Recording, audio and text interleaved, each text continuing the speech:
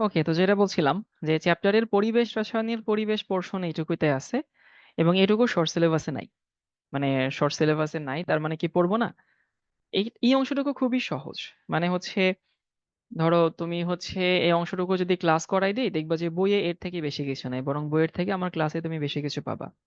তো যেহেতু এই সামান্য অংশটুকু, এইটুকু বাদ দিলে না একটা মনের মধ্যে খসখসানি থেকে যাবে।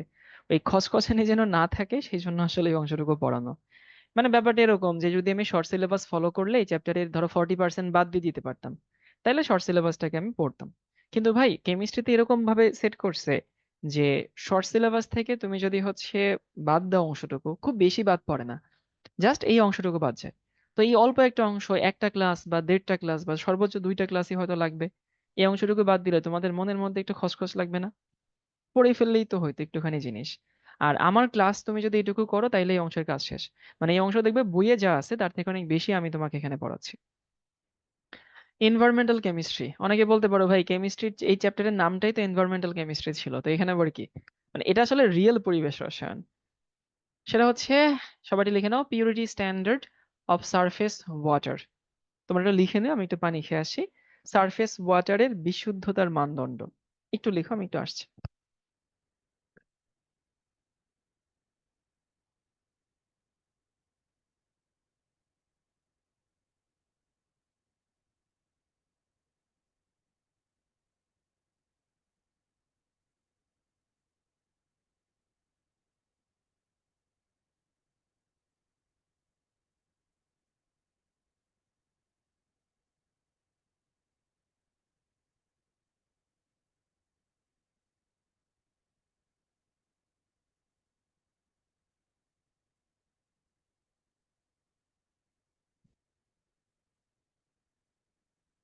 আচ্ছা, এটাকে যদি বাংলা করি তাহলে দাঁড়ায় যে সারফেস ওয়াটার তো বুঝো, পুকুর, নদী, খাল, বিল, এগুলোকে সারফেস ওয়াটার বলা হয়। বিশুদ্ধতার মানদণ্ড মানে এটা বিশুদ্ধ নাকি বিশুদ্ধ না, খাওয়া যাবে না কাপড় ধোয়া যাবে, এই জিনিসটা বের করতে গেলে আমাদের যে প্যারামিটার গুলো দেখতে হয় এগুলো হচ্ছে সেগুলা। সবগুলো নিয়ে আমরা বিস্তারিত পড়বো না। সো প্রথম হচ্ছে হার্ডনেস। এই হার্ডনেস কে বাংলায় কি বলে জানো? হার্ডনেস কে বাংলায় বলে খরতা, নট খারতা। খার আর খড় কিন্তু অন্য জিনিস। পড়বো, বিস্তারিত পড়বো। ডিও তো বুঝো, dissolved oxygen. BOD, biochemical oxygen demand. কেউ যদি কি বলে, এটা যদি 9-10-এ বায়োলজিক্যাল পড়ে দেখো, পড়ে থাকো, ভুল সেটা। কেউ যদি গুগলে সার্চ করো ওটা বায়োলজিক্যাল দেখো, তাও ভুল। এইটাকে বাংলায় বলে প্রাণ রাসায়নিক অক্সিজেন চাহিদা, যেটার ইংরেজি বায়োকেমিক্যাল। আর বায়োলজিক্যাল এটার ইংরেজি হইতেছে জৈবিক। জৈবিক আর প্রাণ রাসায়নিক আলাদা জিনিস। COD, chemical oxygen demand. PH তো জানো, TDS total dissolved solid. TSS total suspended or sedimented solid. Even যদি ফুল সিলেবাসও থাকে, তারপরও এই অংশটুকু অবহেলিত অংশ। মানে এই অংশটুকু টিচাররা পড়াতে চায় না, স্টুডেন্টরাও পড়তে চায় না। সবার কি লেখা হয়েছে এটুকু? Hardness, DO, BOD, COD, pH, TDS, TSS. Engineering এ ম্যাথ আসে খুব কালে ভাদ্রে, খুবই কালে ভাদ্রে আসে, মানে এত রেগুলার টপিক না আর কি, বুঝছো?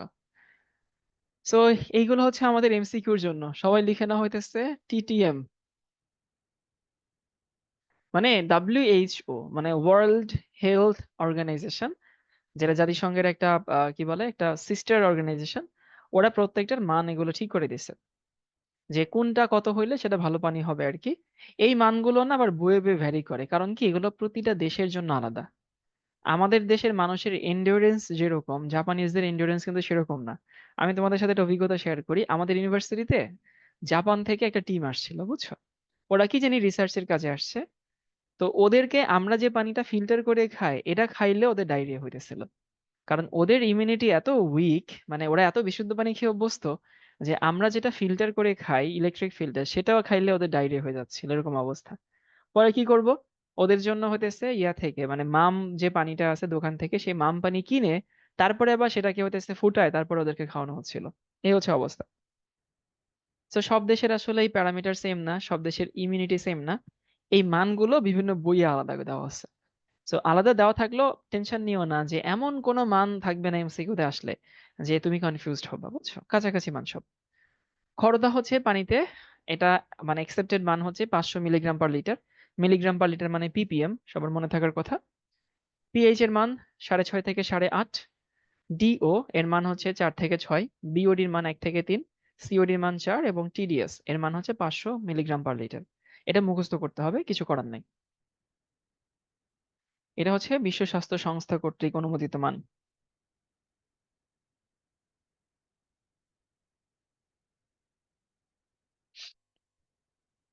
ওকে, এবার আসি টিডিএস। আমরা আসলে সবগুলো নিয়ে বিস্তারিত পড়বো না, এটা নিয়ে তো পড়াশোনাই নাই, আমরা এটা একটু দেখবো। টিডিএস হচ্ছে যে পানির উপরে যে ময়লাগুলো ভেসে থাকে, ভেসে থাকা বলা না, জাস্ট লিখে নাও যে পানিতে যেগুলো দ্রবীভূত থাকে।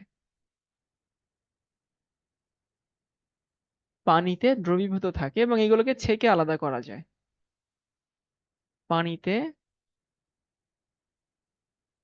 দ্রবীভূত থাকে এবং এগুলোকে ছেঁকে আলাদা করা যায়, সেগুলো হচ্ছে টিডিএস। এবং টিডিএস এর একক হইতেছে ppm বা মিলিগ্রাম পার লিটার। ইভেন পানিতে এই যে যতগুলো প্যারামিটার আছে সবগুলো আসলে এই একই এককে মাপা হয়। আর এটার উপরে পানির টেস্ট নির্ভর করে। টেস্ট বলতে হচ্ছে, আমি এটা ভালো মতো বোঝাতে পারবো যারা গ্রাম থেকে ঢাকায় মুভ করছো। গ্রামে যখন পানি খাইতা, পানি খাইলে গলায় একটু বেশি ফিল হইতো যে পানি খাচ্ছ। যখন হুট করে জীবনে তুমি প্রথমবার হচ্ছে এই যে মিনারেল ওয়াটার খাওয়া শিখলা, প্রথম প্রথম মনে হইতো যে মিনারেল ওয়াটার খাইলে কেন জানি গলা ভিজে না, কেন জানি তৃষ্ণা মিটে না, এরকম ফিল হইতো না কারো কারো? উত্তর অঞ্চলে যারা থাকে ওরা যখন প্রথম প্রথম ঢাকায় আসে, তো ঢাকার ফোটানো পানিগুলো খাওয়ার পরে ওয়াসার পানি ফুটাই খাইলে কেন জানি মনে হয় গলা ভিজে নাই, বা পানি যে খাচ্ছি সেটা টের পাওয়া যায় না, এটাকে লাইট টেস্ট বলে। তো ওই যে টিডিএস যত কম হয় পানি তত লাইট টেস্টের হয়। টিডিএস বেশি থাকলে পানি তত একটুখানি হচ্ছে কড়া টেস্টের হয়। দ্রবীভূত থাকলে ছেঁকে আলাদা করা যায় কিভাবে? মানে ছেঁকে আলাদা করা যায় মানে তুমি যদি খুব সূক্ষ্ম ফিল্টার নাও তখন এগুলো আলাদা করা যায়। ঠিক ডিজলভ থাকে না, মানে পানির মধ্যে থাকে আর কি। ওই দ্রবীভূত মানে হইতেছে দ্রাব্যতা দ্রবীভূত মিন করছি না, মিন করছি যে পানির উপরে না, পানির ভেতরে যেগুলো আর কি ভেসে ভেসে থাকে। একেবারে উপরেও থাকে না, আবার ডিজলভও হয়ে যায় না, ভেতরে থাকে আর কি। এবং এটা হচ্ছে কয়েকটা পানির ব্র্যান্ড। তোমার আশেপাশে যদি কোনো পানির ব্র্যান্ড থাকে, তুমি দেখবা পানির ব্র্যান্ডের শুরুতেই টিডিএস লেখা থাকে।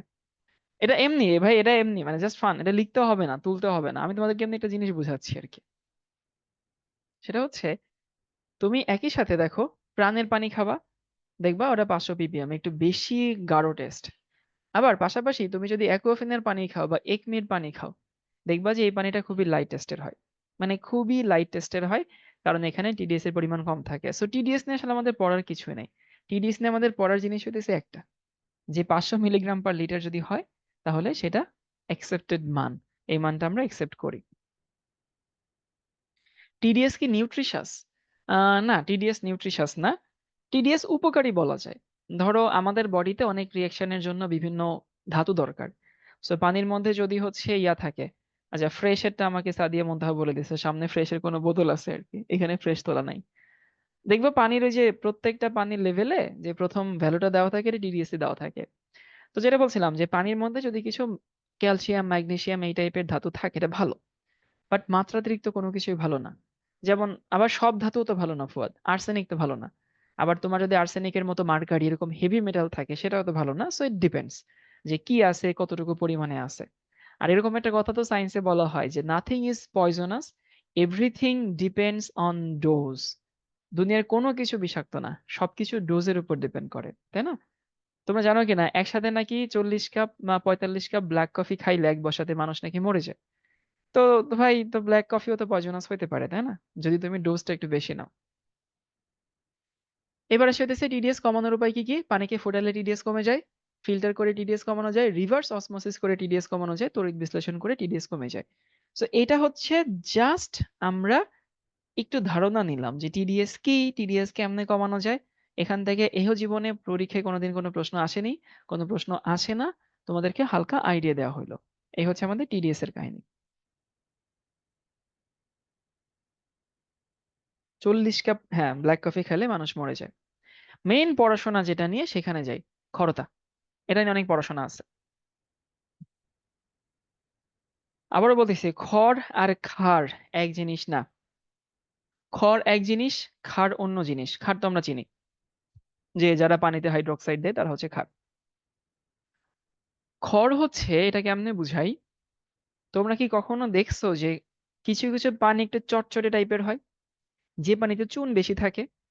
মানে দাদু যখন চুন ভিজায় রাখে বা কারো বাসায় যদি কেউ পান খায়, তারা যদি চুন ভিজায় রাখে সেই পানি একটু হাতে নিয়ে দেখবে একটু চটচটে টাইপের হয়। এই পানি দিয়ে এরকম তুড়ি বাজানো সহজ ওই পানি দিয়ে। মানে পানি একটু কেন জানি হইতেছে একটু খার খার খড়ধার হয় আর কি। সো খড় হচ্ছে ওই জিনিসটা। মানে যে পানিতে খড় বেশি থাকে সেই পানি একটু চটচটে হয় আর কি, চটচট হয়, এরকম হাতে দিলে বাঁধে খুব ভালো মতো। তো খড় কেন হয়? ওই যে চুন মানে সেখানে তো ক্যালসিয়াম থাকে। পানিতে ক্যালসিয়াম, ম্যাগনেসিয়াম, অ্যালুমিনিয়াম, আয়রন, এই 4টি আয়ন থাকার জন্য পানি খড় হয়। এখন তোমাদেরকে আমি একটা ধারণা দেই, তোমার আশেপাশে কোন পানিটা খড় পানি আর কোন পানিটা মৃদু পানি তুমি কেমনে বুঝবা? যদি এমন দেখো যে পানিতে কাপড় ধুতে গেছো বা সাবান দিয়ে গোসল করতে গেছো, এটা তো সবসময় দেখা যায়, দেখবা পানির উপরে সরের মতো একটা লেয়ার ভাসে সাবানের, খেয়াল করছো? দুধে যেরকম সর থাকে ওরকম। এটা অনেক সময় দেখা যায় বালতির মধ্যে কাপড় ভিজাইলে দেখা যায়, অথবা গোসল করলে পুকুরের উপরে দেখবা, বা যারা খালে গোসল করো খালেও দেখবা যে উপরে হালকা একটা লেয়ার দেখা যায় দুধের সরের মতো। যে পানিতে ওই দুধের সরের মতো লেয়ার দেখা যায় সেটা খড় পানি। কম আর বেশি, বেশি খড় হইলে লেয়ার বেশি হয়, কম খড় হইলে লেয়ার কম হয়। এবং সব পানি, বাংলাদেশের সব পানি মোটামুটি হইতেছে খড় হয়। ম্যাঙ্গানিজের জন্য খড় হয় নবনী, শিওর না। বিশেষ করে বাংলাদেশের ভাই খড়তার জন্য 99% দায়ী হইতেছে ক্যালসিয়াম। বাকিগুলো আমরা ফর্মালিটির জন্য রাখছি। তাহলে কি বলছি ভাই? পানিতে ক্যালসিয়াম, ম্যাগনেসিয়াম, অ্যালুমিনিয়াম আর আয়রন, এই 4টা আয়ন থাকার জন্য পানি খড় হয়। এবং খড় পানির টেস্টটাও যেন একটু কেমন হচ্ছে, মানে একটু বিস্বাদ টেস্টের হয়। আবার খড় পানিতে কাপড় ধুতে গেলেও ওই যে ফেনা হয় না সাবানে, খড় পানিতে সাবান দিয়ে কোনো কিছু ধুইলে উপরে হালকা ফেনার মতো পড়ে। আর খড় পানি হাতে নিলে বোঝা যায় যে হাত এরকম আটকে যায়, বুঝছো? এখন খড়তা দুই রকম, একটা হইতেছে টেম্পোরারি, একটা হচ্ছে পার্মানেন্ট। স্থায়ী খড়তা, অস্থায়ী খড়তা। কিরকম, ধরো এই যে যে লবণগুলো আয়নগুলো আমি বললাম এটার জন্য খড়তা দায়ী, মানে এগুলো খড়তার জন্য দায়ী, বাট এই আয়নগুলো তো তার একটা বিপরীত আয়ন নিয়ে থাকে। তো যদি টেম্পোরারি খড়তা বলতে আমরা বুঝাই যে ওই আয়নগুলো যদি ওদের বাইকার্বনেট সল্ট হিসেবে থাকে, মানে ধরো ক্যালসিয়াম বাইকার্বনেট বা সোডিয়াম বাইকার্বনেট অথবা পটাশিয়াম বাইকার্বনেট, বাইকার্বনেট সল্ট হিসেবে থাকলে ওইটাকে সহজে রিমুভ করা যায়, তখন সেটাকে আমরা অস্থায়ী ক্ষারতা বলি। আবার যদি ওগুলো হইতেছে সালফেট লবণ হিসেবে থাকে, সালফেট অথবা ক্লোরাইড লবণ হিসেবে যদি থাকে, কারা ওই আয়নগুলা, তাহলে সেটাকে আমরা স্থায়ী ক্ষারতা বলি। মানে অনেকে এই ক্লোরাইড সালফেটকে কালপ্রিট মনে করে, না এদের জন্য পানি ক্ষার হয় না। যদি এই আয়নগুলো এই সল্ট হিসাবে থাকে তাহলে ওই আয়নটাকে দূর করা কঠিন। আর যদি ওই আয়নগুলো এই সল্ট হিসেবে থাকে তাহলে এই আয়নগুলোকে দূর করা সহজ। এই জন্য এই সল্ট হিসেবে থাকলে অস্থায়ী ক্ষারতা, এটাকে থাকলে স্থায়ী ক্ষারতা। এখন ভাই সহজ কঠিন বলতে কি বোঝাচ্ছে? সহজ কঠিন বলতে বোঝাচ্ছি, তুমি যদি অস্থায়ী ক্ষারতাকে দূর করতে চাও, ধরো তোমার কাছে ক্যালসিয়াম বাইকার্বনেট আছে, যেটা বাংলাদেশের পানিতে থাকেই, সব পানিতে এটা থাকে। ক্যালসিয়াম বাইকার্বনেট থেকে আমার উদ্দেশ্য কি করা? এই ক্যালসিয়ামকে দূর করা। ভাই খালি পানি ফুটাইলেই হয়? তুমি এই পানিকে ফোটাও, মানে সোজা কথা হিট দাও, ক্যালসিয়াম বাইকার্বনেট ক্যালসিয়াম কার্বনেটে পরিণত হয়, আর এখানে তৈরি হয় হচ্ছে পানি, আর তৈরি হয় কার্বন ডাই অক্সাইড। এখন ওই কার্বন ডাই অক্সাইড দূরে চলে যাবে, এইটা কি পাটের নিচে তলানি পড়বে না? তুমি যদি এরপরে তলানিটাকে আলাদা করে ফেলো, এই যে ক্যালসিয়াম পানি থেকে আলাদা হয়ে যাচ্ছে, ক্যালসিয়াম পানি থেকে আলাদা হয়ে গেলে পানির ক্ষরতা কমে যাচ্ছে। তোমরা ছোটবেলায় এরকম একটা প্রশ্ন পড়ছো কিনা, বাংলাদেশে দেখবা যদি কারো বাসায় এমন হয় কোন একটা পাত্রে রেগুলার পানি ফোটায়, কারো বাড়িতে ধরো রেগুলার পানি ফুটাচ্ছে একই পাত্রে, অথবা যদি এমন হয় যারা চায়ের ব্যবসা করে ওরা ভালো মতো ফিল করে, যে পানিতে রেগুলার পানি ফোটানো হয় সেই পানির নিচে মানে হাড়ির নিচে বা কলসির নিচে দেখবা একটা লেয়ার থাকে, সাদা লেয়ার। ওইটা আসলে কিসের লেয়ার জানো? বাংলাদেশের সব পানিতে অস্থায়ী ক্ষারতা থাকে। মানে বাংলাদেশে এমন কোনো জায়গা পাওয়া যাবে না, পাহাড়ি এলাকায় তো বেশি থাকে ক্যালসিয়াম বেশি, যে জায়গায় ক্যালসিয়াম কম সেখানেও মোটামুটি টুকটাক থাকে। তো দেখবা যে পানিতে, যে হাঁড়িতে রেগুলার পানি ফোটানো হয় সেই হাঁড়ির ভেতরে এই যে নিচে একটা লেয়ার থাকে, সাদা সাদা লেয়ার, ওটা আসলে যে ক্যালসিয়াম কার্বনেটের লেয়ার থাকে। হ্যাঁ, ওয়াটার হিটারের নিচে থাকে, গুড, এই যে ভালো, ওয়াটার হিটারের নিচে, কেতলির নিচে থাকে, অথবা যদি কারো বাসায় একটা পাত্রে বহুদিন ধরে পানি ফোটানো হয় সেই পাত্রে থাকে। তো কি হয়েছে দেখো, তুমি জাস্ট ফুটাইলেই পানিকে 100 ডিগ্রি দিলেই খরতা দূর হয়ে যাচ্ছে, এই জন্য আমরা এটাকে অস্থায়ী খরতা বলি। তো আমাদের দিন শেষে কি, একটা ডিজলভ জিনিসকে মানে ক্যালসিয়ামের ডিজলভ ফর্মকে ক্যালসিয়ামের প্রেসিপিটেশন ফর্ম বানানো, যেন সে পাত্র থেকে আলাদা হয়ে যায়। এবার পার্মানেন্টটাকে কেন পার্মানেন্ট বলতেছি সেটার একটা উদাহরণ দিই। আগে দেখি ল্যাবে কিভাবে কাজটা করা হয়। ল্যাবে ধরো তোমার কাছে পানিতে আছে ক্যালসিয়াম 2+, বা ক্যালসিয়াম ধরো সালফেট আছে, ক্যালসিয়াম ক্লোরাইড দেখাই দিই। এখন ক্যালসিয়াম ক্লোরাইড পানিতে মিশে। আমাদের এখন উদ্দেশ্য হচ্ছে ক্যালসিয়ামের এমন একটা ফরম্যাট বানানো, এমন একটা ভার্সন বানানো, যে হইতেছে, ভাই আয়রন কি টেম্পোরারি নাকি পার্মানেন্ট? মনে হয় আয়রন টেম্পোরারি পার্মানেন্ট, এটা বলতে হবে আয়রন কোন লবণ হিসেবে থাকে। আয়রনের উপরে টেম্পোরারি পার্মানেন্স নির্ভর করছে না। আয়রন যদি বাইকার্বনেট থাকে তাহলে টেম্পোরারি, আয়রন যদি এই সল্ট হিসেবে থাকে তাহলে পার্মানেন্ট। সো ক্যালসিয়াম ক্লোরাইডকে ধরো আমি সোডিয়াম কার্বনেট নিচ্ছি। আমাদের উদ্দেশ্য কি একটু বোঝার চেষ্টা করা, আমাদের উদ্দেশ্য হইতেছে ক্যালসিয়ামের দ্রবীভূত লবণ থেকে ক্যালসিয়ামের অদ্রবীভূত লবণ তৈরি করা। তো সোডিয়াম কার্বনেট এখানে যে রিয়াকশন হয় সেখানে কি তৈরি করে, ক্যালসিয়াম কার্বনেট তৈরি করে, দেখো সে কিন্তু পদক্ষেপ পড়বে। আর এখানে কি তৈরি হয়, সোডিয়াম ক্লোরাইড। এবার অনেকে মনে করতেছে ভাইয়া পানিতে সোডিয়াম থেকে যাচ্ছে, সোডিয়াম থাকলে আমার কোনো আপত্তি নাই। অনেকে বলতে পারে পানিতে ক্লোরিন থেকে যাচ্ছে, আরে পানিতে ক্লোরিন থাকলেও আমার কোনো আপত্তি নাই। আমার আপত্তি কে থাকলে, ক্যালসিয়াম থাকলে, ক্যালসিয়াম দূর হয়ে যাচ্ছে। এটা ল্যাবের প্রসেস। কিন্তু ভাই পানির ক্ষরতা নির্ণয় তো একটা সোশ্যাল আসপেক্ট। এই যে যেমন ধরো ঢাকা ওয়াসা, ঢাকা ওয়াসাতে পানি রিফাইনিং সেন্টার যেটা, এই যে নারায়ণগঞ্জের পাগলা, জায়গার নাম হচ্ছে পাগলা। কেউ কি এখানে গেছো পাগলাতে? আমি গেছি। মানে ওইখানে যে ওয়াটার রিফাইনিং যে ইয়াটা আছে, নারায়ণগঞ্জ ঠিক না, মানে ঢাকার এই যে পরে আর কি সাইনবোর্ডের ওদিকে। তো ওরা হচ্ছে একটা প্রসেস অ্যাপ্লাই করে, সেটাকে বলা হয় পারমুটেড। মানে ল্যাবের প্রসেস হচ্ছে ভাই এটা তো একটা স্যাম্পল। এখানে ভাই সোডিয়াম কার্বনেট তো অনেক এক্সপেন্সিভ জিনিস। তো আমাকে এটা বড় স্কেলে করতে হবে, লাভজনক স্কেলে, যেখানে খরচ কম হয়। তো ওইখানে আমরা কি করি জানো, ধরো এই যে ক্যালসিয়াম সল্ট আছে, সেটা ক্যালসিয়াম ক্লোরাইড হতে পারে, সালফেট হতে পারে, ক্ষরতা আছে, সেখানে একটা কমার্শিয়ালি অ্যাভেলেবল যৌগ পাওয়া যায়, যেটাকে বলা হয় হইতেছে সোডিয়াম পারমুটেট।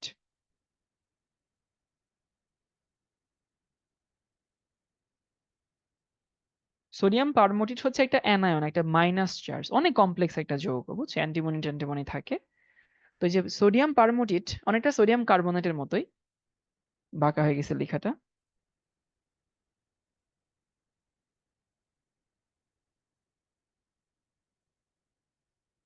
এখান থেকে মিলে কি তৈরি করে, এখান থেকে মিলে তৈরি করে ক্যালসিয়াম পারমোটেট।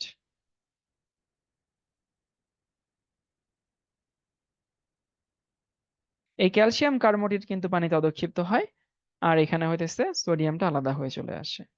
এটা কমার্শিয়াল প্রসেস, বুঝছো, ল্যাবের প্রসেস না। এই জন্য এটাকে আমরা কি বলি, এটাকে আমরা স্থায়ী ক্ষরতা বলি। মানে এটাকে দূর করতে গেলে ভাই তোমাকে অনেক কাহিনী করতে হচ্ছে। তাহলে সহজে একটু বলে দেই, যে পানিতে যদি ক্যালসিয়াম, ম্যাগনেসিয়াম, অ্যালুমিনিয়াম, আয়রন, এই ইউজুয়ালি 4টা আয়ন যদি থাকে সেই পানিকে আমরা ক্ষরপানি বলি। ক্ষরতা দুই রকম, যদি এই আয়নগুলো বাইকার্বনের সল্ট হিসেবে থাকে তাহলে সেটা অস্থায়ী ক্ষরতা, এটাকে দূর করা সহজ।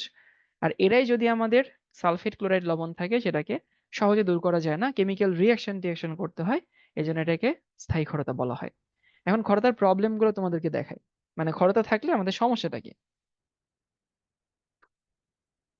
এটা 9-10-এ ছিল। এই তোমরা কি শর্ট সিলেবাস পড়ছো না ফুল সিলেবাস পড়ছো? ওই যে চ্যাপ্টার 12, চ্যাপ্টার 12তে কি ছিল, আমাদের জীবনের রসায়ন ছিল না?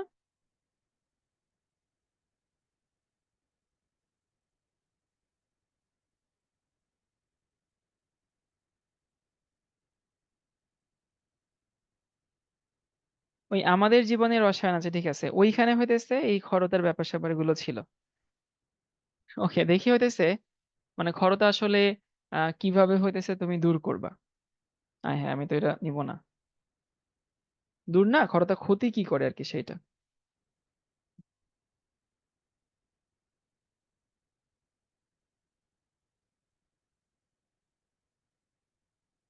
খরতার সমস্যা,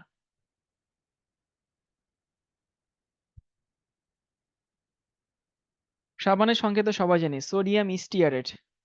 পারমোটিটন একটা রেজিন টাইপের শীট আকারে পাওয়া যায় বড় বড়। আমরা জানি সাবানের রাসায়নিক সংকেত হচ্ছে সোডিয়াম স্টিয়ারেট, মানে এইটা C17H35 COO, মানে এটা হচ্ছে স্টিয়ারিক অ্যাসিডের একটা সোডিয়াম লবণ, বুঝছো? এখন এটা হচ্ছে সাবান। তো সাবান হচ্ছে যদি কাপড় পরিষ্কার করতে হয় বা পরিষ্কার করতে চায়, তাহলে আমাকে সাবানকে পানির সঙ্গে ডিজলভ হতে হবে। তো এই সাবানটা যদি সেই পানিতে ক্ষারতা থাকে, তো সেই পানিতে কি আছে? ক্যালসিয়াম আছে।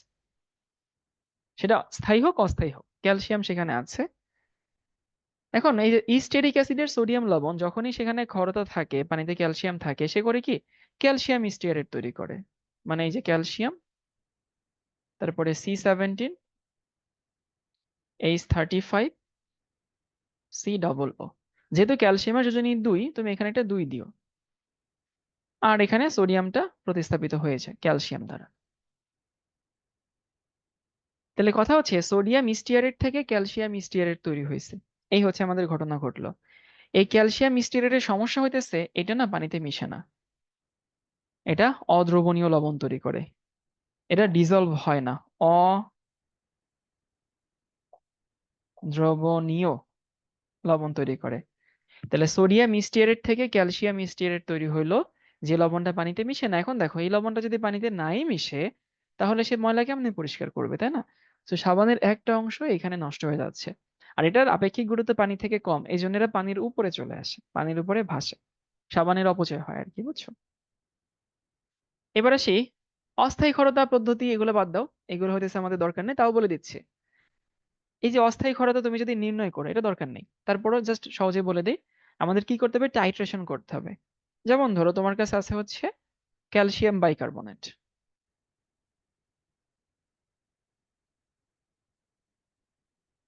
এখন ক্যালসিয়াম বাইকার্বনেট একটা ক্ষারীয় লবণ না? তাহলে আমি কি করব? এর সাথে হচ্ছে অ্যাসিডের বিক্রিয়া করাবো। অ্যাসিড মানে ধরো সালফিউরিক বা হাইড্রোক্লোরিক অ্যাসিড নিচ্ছে। তো আমার কি দরকার? কতটুকু ক্যালসিয়াম বাইকার্বনেট সেখানে আছে সেটা বের করলেই তো হয়। যেহেতু ক্যালসিয়াম বাইকার্বনেট একটা ক্ষারীয় লবণ বা ক্ষার, তার সাথে আমি অ্যাসিড মিশিয়ে টাইট্রেশন করব, তারপরে তো এর পরিমাণটা বাড়বো। এবং সেখানে ফর্মুলা কি দেখো, এর যেহেতু তুল্য সংখ্যা 2, তাহলে এখানে 2 × N × E, মানে হইতেছে 2N সমান এখানে কি? সমান এখানে N না? তাহলে সেখান থেকে আমি 2 × V × S সমান এখানে V × S। তো আশা করি বুঝতে পারছি যে তুমি কিভাবে মানটা বের করবা। আবারও বলতেছি যে আমাদের যদি অস্থায়ী ক্ষারতা বের করতে চাই, অস্থায়ী ক্ষারতা বের করব মানে কার পরিমাণ বের করব? ক্যালসিয়াম বাইকার্বনেটের পরিমাণ বের করব, তাই না? ক্যালসিয়াম বাইকার্বনেটের পরিমাণ বের করব। তো যেহেতু ক্যালসিয়াম বাইকার্বনেট হচ্ছে একটা ক্ষারীয় লবণ, সেহেতু অ্যাসিডের সাথে রিঅ্যাকশন করালেই তো হয়, অ্যাসিডের সাথে টাইট্রেশন করালেই তো হয়। তো আমি অ্যাসিডের সাথে টাইট্রেশন করালাম HCl দিয়ে। করানোর পরে দেখো আমি তো অ্যাসিডের পরিমাণটা জানি, তাহলে ফর্মুলা তো জানি যে এর মোল সংখ্যা N অফ হচ্ছে এই যে ক্যালসিয়াম বাইকার্বনেট ইন্টু 2 মোল ইন্টু তুল্য সংখ্যা সমান এখানে কি? সমান N অফ অ্যাসিড। এখান থেকে এই মানটা বের করাই যায়। তো এটা জাস্ট জেনে রাখলাম, এটা বের করা লাগে না কখনো আমাদের। ওকে, তাহলে কি করছি ভাইয়া? আমরা করছি হচ্ছে ওই যে টাইট্রেশন করছি, মোল ইন্টু তুল্য সংখ্যা, মোল ইন্টু তুল্য সংখ্যার ফর্মুলা অ্যাপ্লাই করছি। মেইন জিনিসটা এখানে আসে, স্থায়ী ক্ষারতা নির্ণয়। এই নিচের দুইটা সংকেত বাদে বাকিটুকু লিখে নাও, লেখা হইলে বললো, আমি একটু এক্সপ্লেন করবো প্রতিটা লাইন বাই লাইন। যেভাবে লেখা আছে এভাবেই তুলে নাও।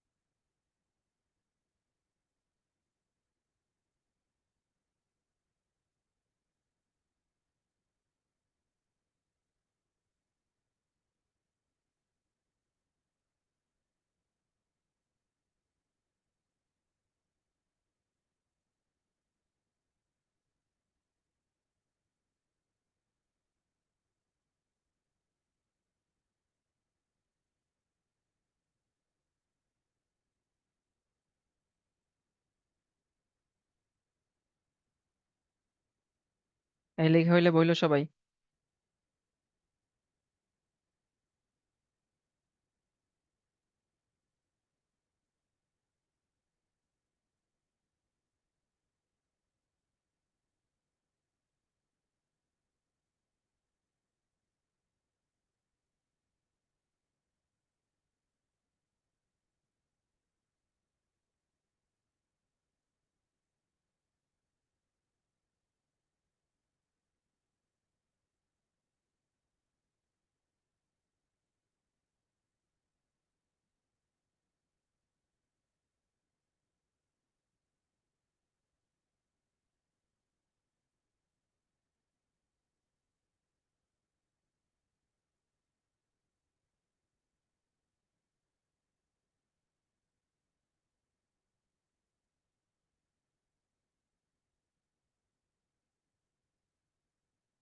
ওকে, ডান। দেখো, স্থায়ী ক্ষারতা আমাদের কি কি হিসেবে থাকে? ক্যালসিয়াম সালফেট বা ক্যালসিয়াম ক্লোরাইড, এগুলোই তো হিসেবে থাকে। এবং ওই যে বাংলাদেশের পানিতে আসলে আয়রন টাইরন কবই থাকে, নর্মালি ক্যালসিয়ামই থাকে। ধরো আমার কাছে ক্ষারতা হিসেবে ক্যালসিয়াম সালফেট আছে।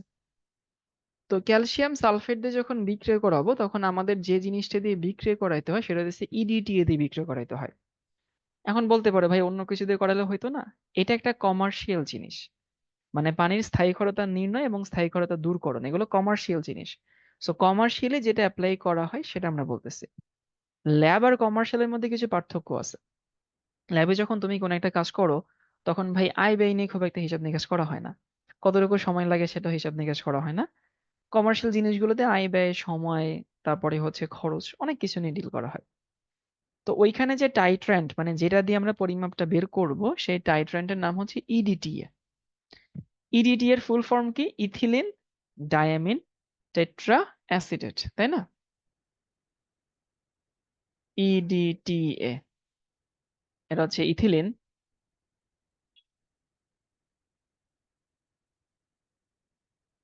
Diamine tetra acetate, TETRA, tetra acetate. এই যে ইথিলিনের হচ্ছে ই, ডায়ামিনের ডি, টেট্রার হচ্ছে টি, আর অ্যাসিটেটের হচ্ছে এ। এই হচ্ছে আমাদের ethylene diamine tetra acetate, EDTA. এবং কেউ যদি এই যৌগের সংকেত জানতে চাও, তাহলে একটু বলে দিচ্ছি যে এটা হচ্ছে এই যৌগের সংকেত। ইথিলিন মানে দেখো এই যে এখানে দুইটা কার্বন আছে, এই জন্য এটাকে ইথিলিন বলা হয়। ডাইঅ্যামিন কেন বলে? যে দুইটা নাইট্রোজেন আছে। সো ইথিলিন মানে দুইটা কার্বন আছে, ডাইঅ্যামিন মানে দুইটা নাইট্রোজেন আছে, আর এক দুই তিন চার, চারটা acetate. So ethylene diamine tetra acetate, এটাকে আমরা সংক্ষেপে ইডিটি বলি। আর এইখানে যে ইন্ডিকেটর, সেই ইন্ডিকেটরের নাম হচ্ছে ইবিটি, সংক্ষেপে ইবিটি। ফুল ফর্ম হচ্ছে এরিক্রোম ব্ল্যাক টি, এটা কমার্শিয়াল একটা যৌগ, এটা হচ্ছে ইবিটি এর সংকেত। সো ইডিটি এর সংকেতটা হয়তো তুমি আগে পড়ছো, যারা আমার কাছে ফার্স্ট পেপার পড়ছো তারা হয়তো ইডিটি এর সংকেতটা জানো। বাট এইটা তোমার মনে রাখা লাগবে না, এটা জাস্ট কারো যদি কিউরিওসিটি থাকে যে ভাই এটা আবার কি, এটা হচ্ছে আমাদের ইবিটি, সংকেত তুলতে হবে না। এখন কি হয়, প্রথমত আমরা যখন টাইট্রেশন করি, এটা আমি নিজে হাতে কলমে করছি, তো আমি তোমাদের সেই ইয়েটাই শেয়ার করে দিই। তখন আমরা একটা কনিক্যাল ফ্লাস্ক নিই। তো সেই কনিক্যাল ফ্লাস্কে আমরা কিন্তু খড় পানি নিছি, মানে স্যাম্পল নিছে। ধরো তোমাকে বলা হইলো যে একটা পুকুর থেকে পানি আনো, সেই পানির খরতা আমরা টেস্ট করব। সো কনিক্যাল ফ্লাস্কে আমি খড় পানি নিয়েছি, তার মধ্যে ক্যালসিয়াম আয়ন আছে, সেটা ক্যালসিয়াম সালফেট ক্লোরাইড যে কোনো কিছু থাকুক। এবং তোমরা অবশ্যই জানো যে হইতেছে ইসেই কি বলে, ওই উপর থেকে বুড়ের থেকে মেশানোর আগেই ইন্ডিকেটরটা অ্যাড করে দেওয়া হয়, সংকেত তোলা লাগবে না। বাবা তোমরা এটা না হোক মনে রাখতে পারবে, এটা কি জীবনে মনে রাখতে পারবা? দরকারও তো নাই।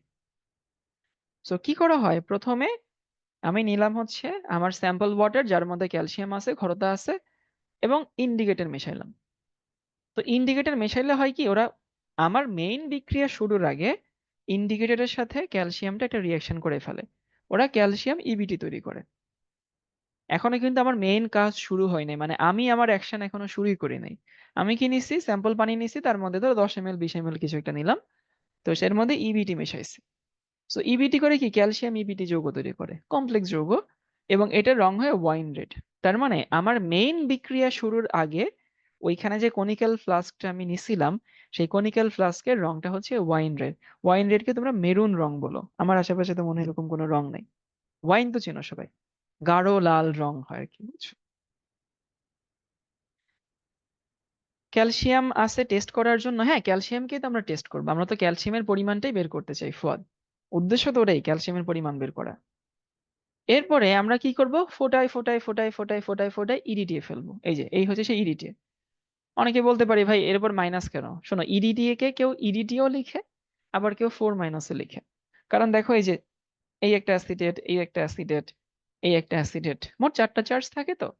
তো তুমি যদি সংক্ষেপে ইডিটিএ লিখো তাও জায়েজ আছে, আবার কেউ যদি হইতেছে একটা 4 মাইনাস লিখে সেটাও জায়েজ আছে। দুটোটাই জায়েজ। সংক্ষেপে লিখলে ওই 4 মাইনাসটা অনেকে দেয় না। তাহলে কি করলাম, মেইন রিয়াকশন শুরু করার আগে আমার কাছে কনিক্যাল ফ্লাস্কে একটা ওয়াইন রেড কালার হয়ে থাকলো। তারপরে আমি ফোটায় ফোটায় ইডিটিয়ে ফেলতেছি। কই থেকে? বুলেট থেকে। তো ইডিটিয়ে ফেললে একটা সময় কি হবে, এই ক্যালসিয়াম ইবিটি মানে ইবিটি এর সাথে ক্যালসিয়াম ছেড়ে দিবে, সেইখানে হইতেছে ক্যালসিয়াম ইডিটিয়ে তৈরি হবে। এবং ক্যালসিয়াম ইডিটিয়ে ছেড়ে দিলে ইবিটি ও নিজের যে রং, একেবারে নিজস্ব যে রং, অ্যাসিডেট মানে তো আয়ন, হ্যাঁ, তখন ইবিটি নিজের যে রং সেই ব্লু রংটা সে দেখাবে। তার মানে যখনই আসলে আমার রংটা ওই ওয়াইন রেড থেকে নীল হয়ে যাবে, তখনই আমি বুঝে নিব যে এই রিয়াকশনটা শেষ। অ্যাসিডের মানে তো আয়ন, হ্যাঁ। এখন কথা হচ্ছে ভাই, এই রিয়াকশনে তুমি জানো না কোনটা আসলে, মানে তোমার বের করতে হবে কোনটা। তোমার বের করতে হবে হচ্ছে ক্যালসিয়ামের মানটা, যে এটা তুমি জানো না। আর তুমি জানো কোনটা, বা তোমাকে দেওয়া থাকবে কোনটা, দেওয়া থাকবে হচ্ছে এইটা। এই যে এটা তুমি হচ্ছে জানো। সো এইটা জানো, আর এইটা তুমি জানো না, এটা বের করা তোমার উদ্দেশ্য। তুমি রিয়াকশন জানো, সো এখান থেকে খুব সহজেই বের করা যায়। So আমি যদি এই রিয়াকশনটাকে এক করে বলি, তাহলে দেখো তো বলা যায় কিনা যে এন অফ ইডিটিএ মানে ইডিটি এর মোল সংখ্যা। এই 1 মোল ইডিটিএ মানে কি? 1 mole calcium EBT, link up reaction আর কি। 1 মোল ইডিটিএ মানে 1 মোল ক্যালসিয়াম ইবিটি। আবার 1 মোল ক্যালসিয়াম ইবিটি সমান 1 মোল ক্যালসিয়াম, তাহলে এন অফ ইডিটিএ মানে হইতেছে N of calcium carbonate.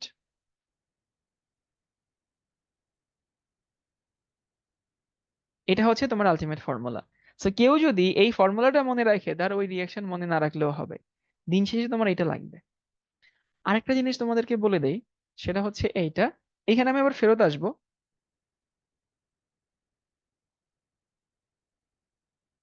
ক্ষরতা always calcium carbonate এর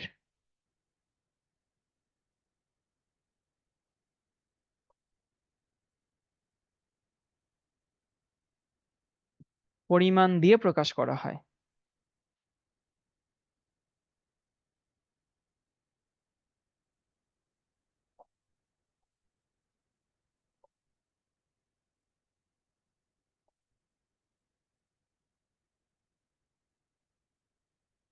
অনেকে আবার এটা চিন্তা করছে, ভাই এরা আবার কি? মানে ধরো এমন অবস্থায় আছে যে তোমার কাছে ধরো 2টা বা 5টা গরু আছে, আর কারো কাছে 1 বিঘা জমি আছে। এখন 1 বিঘা জমি কারো কাছে আছে, আর কারো কাছে 5টা গরু আছে। তাহলে কে ধনী, সেটার জন্য আমাদের কি করতে হয়? এর গরুর দামকে টাকায় কনভার্ট করতে হয়, ওর জমির দাম টাকায় কনভার্ট করতে হয়। তারপরে আমাদের কম্পেয়ার করতে হয় যে কার সম্পদ বেশি। বা ধরো কারো কিছু অর্নামেন্টস আছে, স্বর্ণের অর্নামেন্টস, আবার কারো জমি জমা আছে, সেক্ষেত্রে আমরা কি করি? টাকায় কনভার্ট করি। তোমার ধন সম্পদ অন্য কিছু থাকতেই পারে, এবার দিন শেষে তুলনাটা হবে টাকা দিয়ে, তাই তো? তো এই জন্য পানিতে ধরো ক্যালসিয়াম কার্বনেট নাই, পানিতে ফরসে ম্যাগনেসিয়াম কার্বনেট আছে, অথবা ধরো অন্য কিছু আছে। তো যেটাই থাকুক না কেন, দিন শেষে আমরা সেই যৌগটাকে ক্যালসিয়াম কার্বনেটের অ্যামাউন্টে প্রকাশ করব। এবং এটা তো প্রকাশ করা যায়, তোমরা জানো যে তুল্য সংখ্যা জানা থাকলে ক্যালসিয়াম সালফেটকেও ক্যালসিয়াম কার্বনেটের অ্যামাউন্ট বানানো যায়, ক্যালসিয়াম নাইট্রেটকেও ক্যালসিয়াম কার্বনেটের অ্যামাউন্টে বানানো যায়। এই জন্য আমরা লিখলাম যে ক্যালসিয়াম বা ক্যালসিয়াম কার্বনেট সমান ইডিটিএ। সো একটা ম্যাথ লিখে নেবো, হ্যাঁ তুল্য সংখ্যা সেম দেখে তো মোল সংখ্যা সেম হয়েছে। একটা ম্যাথ একটু লিখে নাও, এই ম্যাথটা লিখে নাও ঝটপট।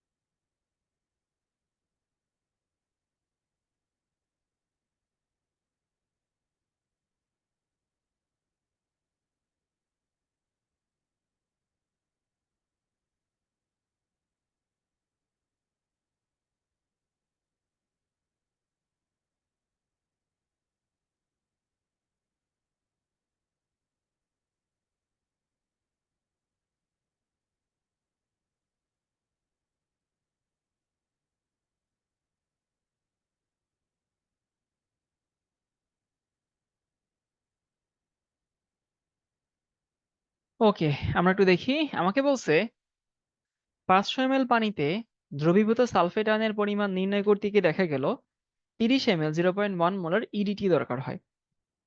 আমাকে বলছে ওই পানির ক্ষরতা নির্ণয় করতে হবে, মানে পানির ক্ষরতা বের করতে হবে।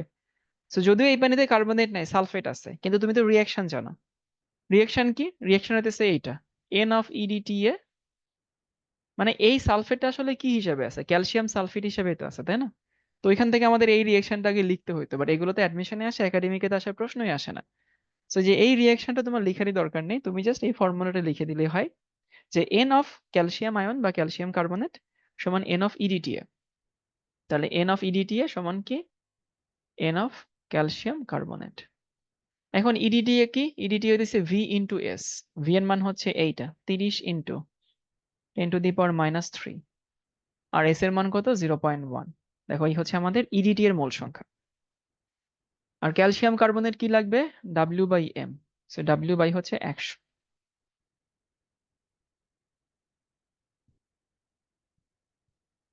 এখানে ডাব্লিউ সমান কি থাকে?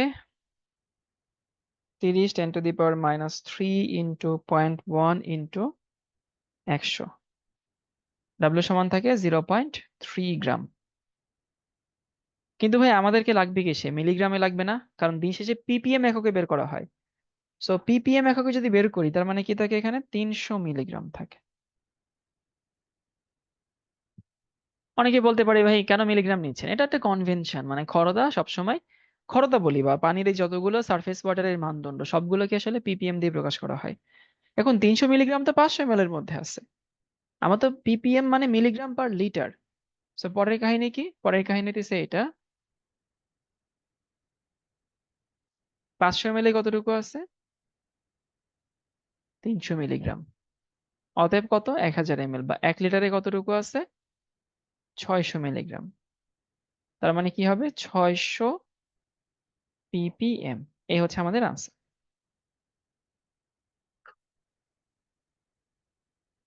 সবাই কি বুঝিয়েছি কাঁচা বাচ্চারা? খুবই ইজি পিজি জিনিস। দিন শেষে তোমার ওইটুকু মনে রাখা লাগবে, ইডিটি এর মোল সংখ্যা সমান ক্যালসিয়াম কার্বনেটের মোল সংখ্যা। এটুকু মনে রাখলে বাকিটুকু সব এমনিতেই হয়ে যাবে।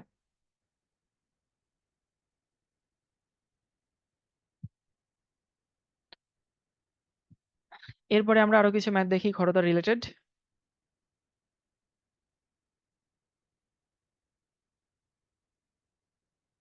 দেখো এই যে উপরের লাইনটুকু তোমার লেখারই দরকার নেই, উপরের অংশটুকু, যে খরতা সর্বদা ক্যালসিয়াম কার্বনেটের পরিমাণের মান দ্বারা প্রকাশ করা হয়।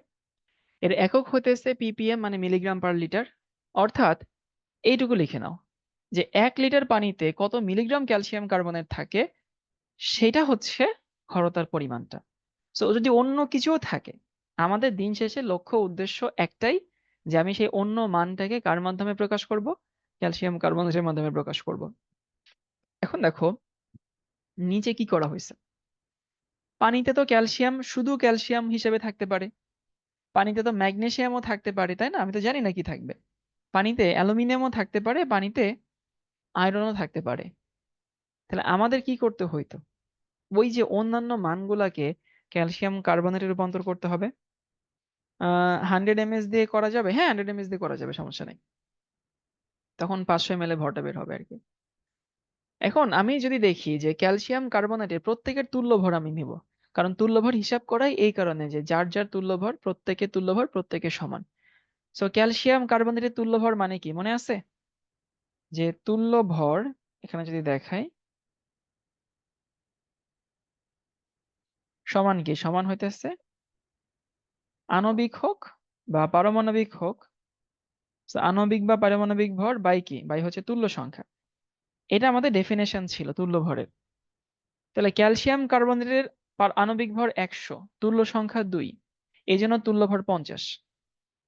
এবং তুল্য ভর প্রত্যেকের সমান হয়। ক্যালসিয়ামের পারমাণবিক ভর 40, ওর তুল্য সংখ্যা 2। ম্যাগনেসিয়ামের ভর হইতেছে 24, ওর তুল্য ভর সংখ্যা 2। অ্যালুমিনিয়ামের ভর হচ্ছে 27, কিন্তু তুল্য সংখ্যা 3, এর তুল্য ভর হইতেছে 56, তুল্য সংখ্যা 2। তো দেখো এই যে 50 লিখছি, এখানে 20 লিখছি, এখানে 12 লিখছি, 9 লিখছি, 28 লিখছি, প্রত্যেকের তুল্য ভর, এই জন্য প্রত্যেকটাকে ইকুইভ্যালেন্ট লেখা গেছে। আর পরে আমরা মিলিগ্রাম লিখছি আর কি। মানে ধরো তুমি যদি হচ্ছে ম্যাগনেসিয়ামের ভরটা বের করো কোনোভাবে, তখন তোমাকে কনভার্ট করতে হবে ম্যাগনেসিয়ামের ভরটাকে ক্যালসিয়াম কার্বনেটে কনভার্ট করতে হবে। কেমনে করবা? ওই যে 12 গ্রাম সমান হচ্ছে 50 গ্রাম, অতএব হচ্ছে এত গ্রাম সমান কত গ্রাম। সবাই কি বুঝতে পারছে এই লাইনে কি করা হয়েছে? এই লাইনে বলা হয়েছে, আবারও বলতেছি, ইউজুয়ালি ক্ষরতা মানে হতেছে ক্যালসিয়াম, ম্যাগনেসিয়াম, অ্যালুমিনিয়াম যে কোনো কিছু থাকতে পারে, বাট যে কোনো কিছু প্রকাশ করার তো একটা ওয়ে থাকে, একটা কারেন্সি থাকে। ক্ষরতা প্রকাশে সেই কারেন্সি হচ্ছে calcium carbonate. So calcium carbonate তো সবসময় থাকে না। সো অন্য কিছু থাকলে সেই পরিমাণটা ক্যালসিয়াম কার্বনেটে কিভাবে রূপান্তর করা হয়, সেইটা হচ্ছে আমাদের এখানকার ফর্মুলা। ওকে। সো যে ক্যালসিয়ামের এর তুল্য ভর সমান কে এর তুল্য ভর সমান ওর তুল্য ভর সমান ওর তুল্য ভর সমান ওর তুল্য ভর। তুল্য ভর কি? আণবিক বা পারমাণবিক ভর বাই তুল্য সংখ্যা। এটা যেহেতু লবণ, ধাতুর যোজনী, এর যোজনী তুল্য সংখ্যা, এর যোজনী তুল্য সংখ্যা, এর যোজনী তুল্য সংখ্যা, এর যোজনীয় তুল্য সংখ্যা। সো কিছু প্রবলেম সলভ করি তাহলে বুঝতে পারবা।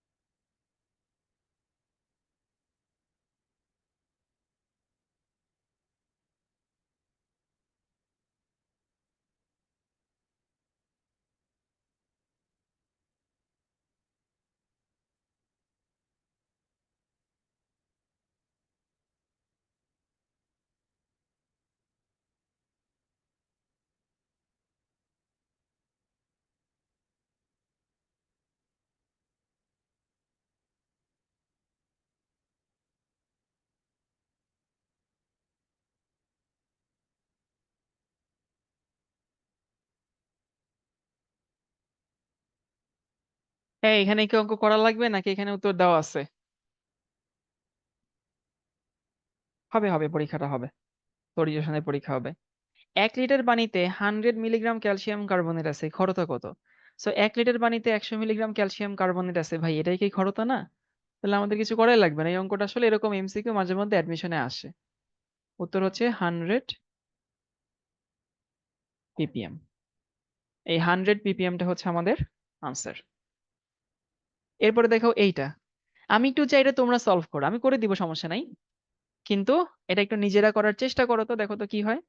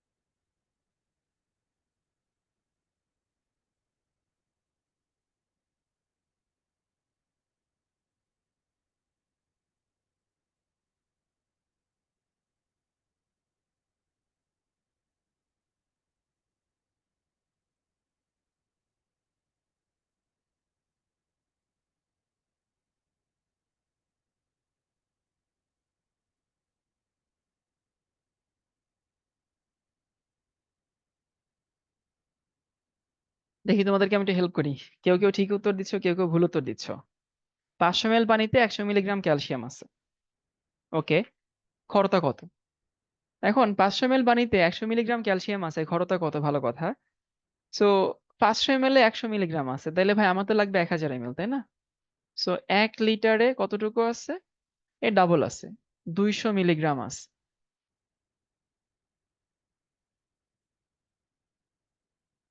ক্যালসিয়াম 2+ আছে।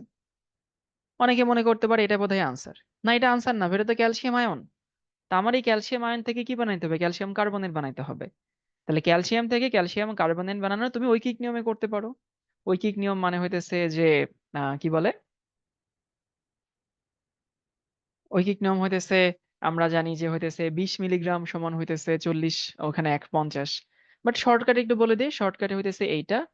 এই যে 200 কে তুমি যদি হইতেছে এর যে তুল্য ভর সেটা হচ্ছে 20 ইন্টু হইতেছে এই যে 50 দিয়ে তুমি যদি গুণ করো, তাহলে তুমি সরাসরি ক্যালসিয়াম কার্বনেট পেয়ে যাবা। সো এই যে এত মিলিগ্রাম আসলে কি দাঁড়ায়, ক্যালসিয়াম কার, আমি একটা শর্টকাট বানাই দিব তোমাদেরকে, বুঝছো? তাহলে আলটিমেটলি কি দাঁড়ায়? আলটিমেটলি দাঁড়ায় হইতেছে এইটা, এইখানে কাটাকাটি যায়। সো আলটিমেটলি 500 থাকে, এখানে 500 ppm। এটা হচ্ছে ঐকিক নিয়মের শর্টকাট। তাহলে শর্টকাটে যদি আমি তোমাদেরকে ফর্মুলা দেখাইতে চাই, ফর্মুলা হইতেছে এইটা, মানে খরতার শর্টকাটের ফর্মুলা হচ্ছে এটা, যে ধরো ডাব্লিউ অফ ক্যালসিয়াম, এটারে ভাগ করব কি দিয়ে? 20 দিয়ে। ইন্টু কি হবে? ইন্টু হবে 50। এইটা হচ্ছে যদি ক্যালসিয়ামের ভরটা দেওয়া থাকে। 1 লিটারে নিতে হবে না, এই যে নবনী 1 লিটারে তো আমরা আগে থেকেই নিচ্ছি। 1 লিটারে নিছি না আগে থেকে। 500 ml এ 10 আছে, 100 আছে, 1 লিটারে কত? 200 আছে। তারপরে হইতেছে ডাব্লিউ অফ, যদি ক্যালসিয়াম না দেওয়া থাকে, ম্যাগনেসিয়াম দেওয়া থাকে, তাকে 12 দিয়ে ভাগ করে 50 দিয়ে তুমি যদি গুণ করো, তাইলে তুমি খরতা পাবা। শর্টকাট দেখাচ্ছি যে এখানে যেটা করছি দেখো, এই যে ডাব্লিউ অফ ক্যালসিয়াম বসাইছি, তারে 20 দিয়ে ভাগ করছি, মানে ক্যালসিয়ামের তুল্য ভর, এটা ক্যালসিয়াম কার্বনেটের তুল্য ভর। ও হ্যাঁ, এখানে 20 হবে, এখানে 20 হবে, সরি, এখানে 40 হবে না, এইখানটাতে 20 হবে। Thank you. তারপরে ধরো ডাব্লিউ অফ অ্যালুমিনিয়াম আয়ন, এটারে ভাগ করব 9 দিয়ে, ইন্টু হচ্ছে 50। এবং এই ডাব্লুটা অবশ্যই কি হইতে হবে? এই ডাব্লুটা হইতে হবে হইতেছে মিলিগ্রাম পার লিটার, মানে প্রতি লিটারে কত মিলিগ্রাম এটা হইতে হবে।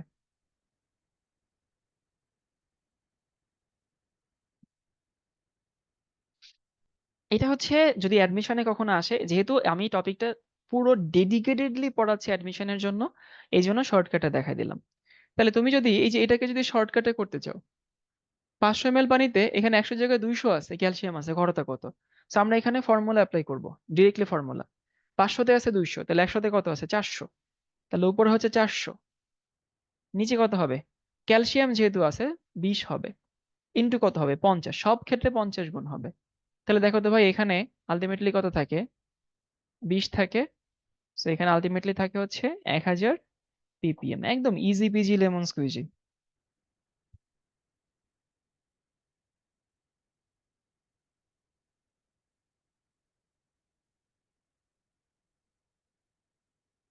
সবাই এটা একটু তুলে নাও।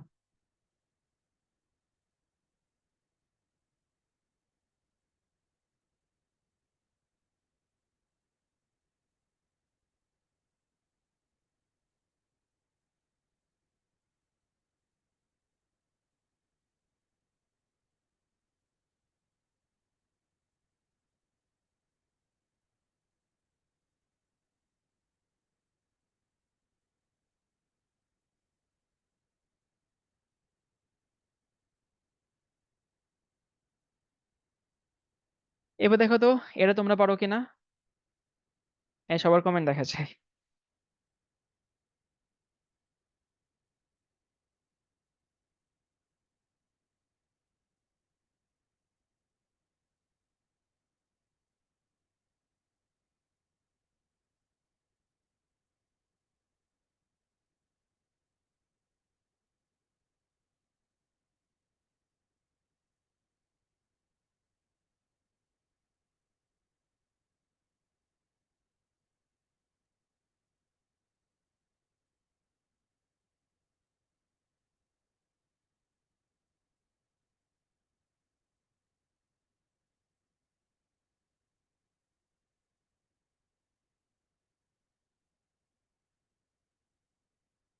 এখানে অনেকগুলো আয়ন একসাথে আছে, ক্যালসিয়াম, ম্যাগনেসিয়াম, অ্যালুমিনিয়াম। তো এটা খুব সহজেই হইতেছে একবারে করা যায়, সেটা হইতেছে এটা 40, ক্যালসিয়াম হচ্ছে 40, ভাগ কত, 20 ইন্টু কত, 50।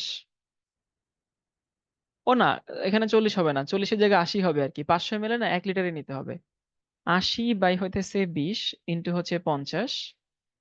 এই যে ক্যালসিয়ামকে ক্যালসিয়াম কার্বনেট বানাইছে, প্লাস ম্যাগনেসিয়াম আছে 72। আশা করি বুঝতে পারছো কেন 72 নিচ্ছে। বাই হচ্ছে কত, ম্যাগনেসিয়াম মানে 12 ইন্টু 50। এটা ম্যাগনেসিয়াম আয়নকে আমি কি বানাইছি, ক্যালসিয়াম কার্বনেট বানাইছি। আরেকটা হইতেছে কি, আরেকটা হইতেছে 45-এর জায়গা হবে 90, বাই হচ্ছে অ্যালুমিনিয়াম হচ্ছে 9 ইন্টু হচ্ছে 50। এইখানে যেটা আসবে অত পিপিএম হচ্ছে আমাদের আলটিমেট খরতা। ওকে, এটা তো আমরা করে দেখলাম। সো আমরা একটা ব্রেক নিব, 10 মিনিটস এর একটা ব্রেক, তারপরে আবার সবাই জয়েন করো, ঠিক আছে?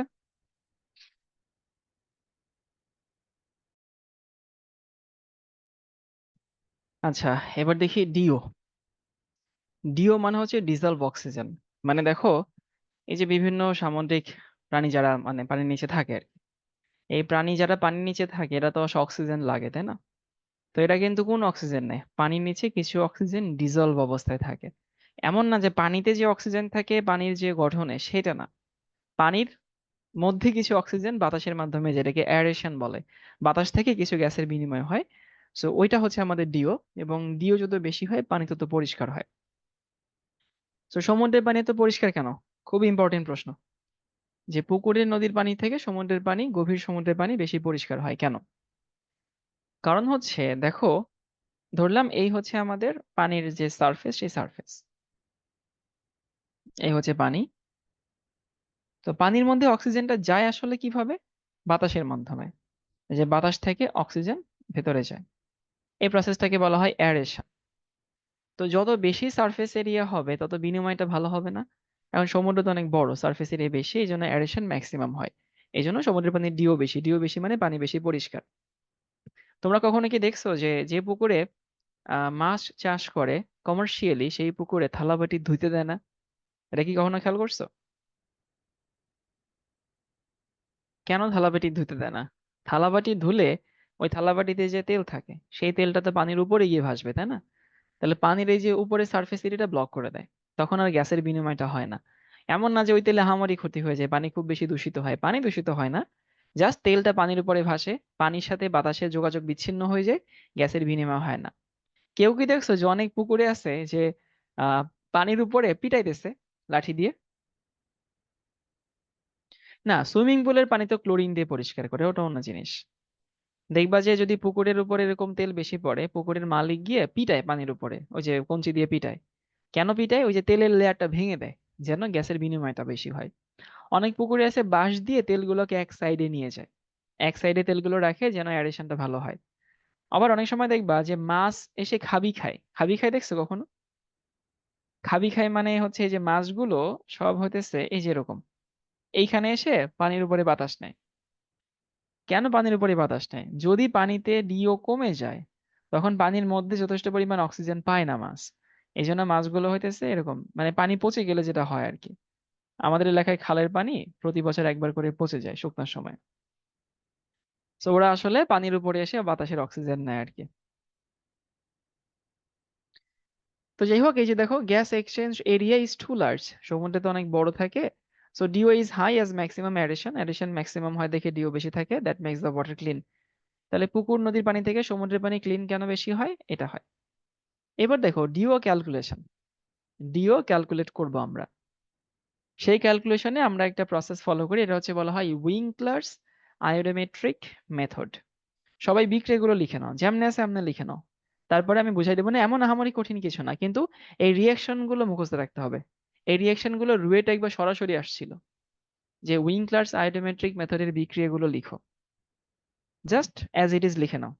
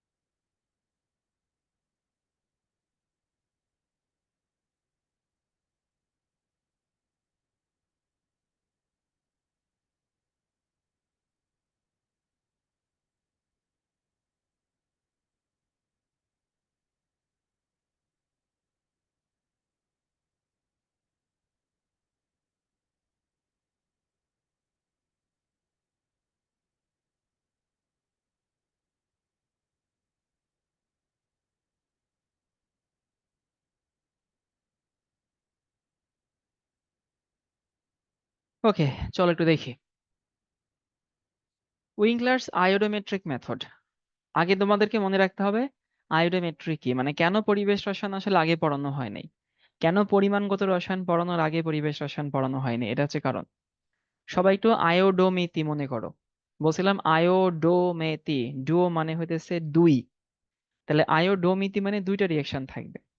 সো এই হচ্ছে আমাদের সেই দুইটা রিয়েকশন। নিচ থেকে একটু বুঝে আসি, এই যে নিচ থেকে বুঝে আসি, ধরো একটু চেঞ্জ করে এটা নেই। তো কি হয়েছে,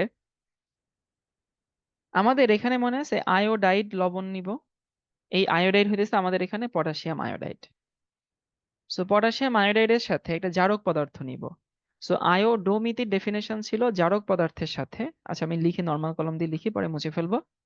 জারক মানে এখানে ম্যাঙ্গানিজের জারণ মান হচ্ছে 4, 4 থেকে দেখো এখানে 2 হয়েছে,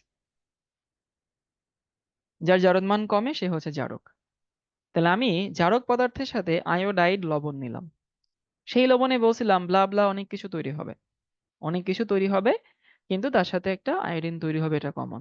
সেই আয়োডিনের সঙ্গে সোডিয়াম থায়োসালফেটের বিক্রিয়া। সো নিচের দুইটা রিয়েকশনটা বিশ্বাস করো ভাই তোমার অপরিচিত রিয়েকশন না, তোমার পরিচিত রিয়েকশন। এই নিচের দুই লাইন হচ্ছে মেইনলি আয়োডোমিতি। জারকের সাথে আয়োডাইড লবণের বিক্রিয়াতে আয়োডিন তৈরি হবে, সেই আয়োডিনের সাথে সোডিয়াম থায়োসালফেটের বিক্রিয়া। যদি কেউ এই বিক্রিয়া দুটো নতুন লাগে তাহলে সে হয়তো পরিমাণগত রসায়নটা পড়ে নাই। তুমি যদি পরিমাণগত রসায়ন পড়তে, এটা তোমার কাছে একেবারে ইজি পিজি লাগতো। সো নিচে দুইটা রিয়েকশন আমি বিশ্বাস করি সবার এমনিতেই মুখস্থ, এমনিতেই জানা, সমতাকরণটা এমন আহামরি কঠিন কিছু না। নিচে দুইটা রিয়েকশন নিয়ে আমি কথা না বলি, এবার আসি উপরে।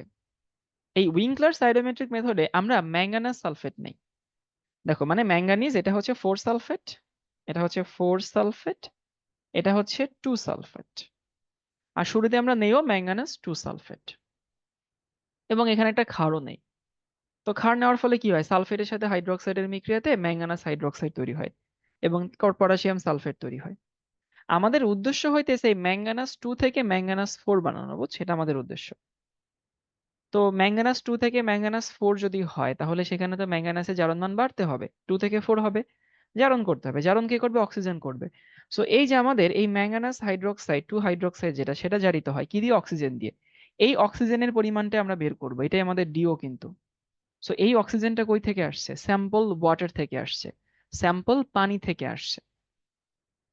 তাহলে কি হলো, ম্যাঙ্গানাস হাইড্রোক্সাইড থেকে পানির অক্সিজেনের সাথে বিক্রিয়া করে ম্যাঙ্গানাস অক্সি হাইড্রোক্সাইড হলো। দেখো এইখানে কিন্তু জারণ মান 4 হয়ে গেছে, যেটা আমাদের দরকার আসলে।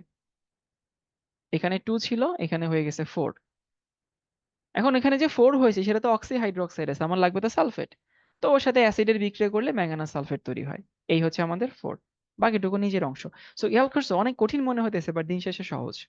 তাহলে কি হইলো ভাই, আমি ম্যাঙ্গানিজ 2 সালফেট নিছি, আমার লাগবে ম্যাঙ্গানিজ 4 সালফেট। কারণ ম্যাঙ্গানিজ 4 সালফেটটা হচ্ছে আদর্শ জারক, যদিও আরো বেশি হলে ভালো জারক হয়, বাট কমার্শিয়ালি 4টা ইউজ করা হয়। সো আমি ম্যাঙ্গানিজ সালফেটের সাথে ক্ষার মিলে হাইড্রোক্সাইড তৈরি করছি, হাইড্রোক্সাইড জারিত হয়ে অক্সি হাইড্রোক্সাইড তৈরি হয়েছে। এই অক্সি হাইড্রোক্সাইড সালফিউরিক অ্যাসিডের সাথে ম্যাঙ্গানাস 4 সালফেট তৈরি হয়েছে, বাকি অংশটুকু হইতেছে আয়োডোমিতে। এখন আমাদের দরকার হচ্ছে এইটা, দেখো আমাদের দিন শেষে এটা দরকার, এই যে এটা আমরা বের করতে চাই। আর আমাদের দেওয়া থাকে কোনটা, দেওয়া থাকে হইতেছে এই যে এইটা। তাহলে এটা আমার জানা আছে, এটা আমাকে বের করতে হবে, আমাকে একটা ফর্মুলা নিতে হবে।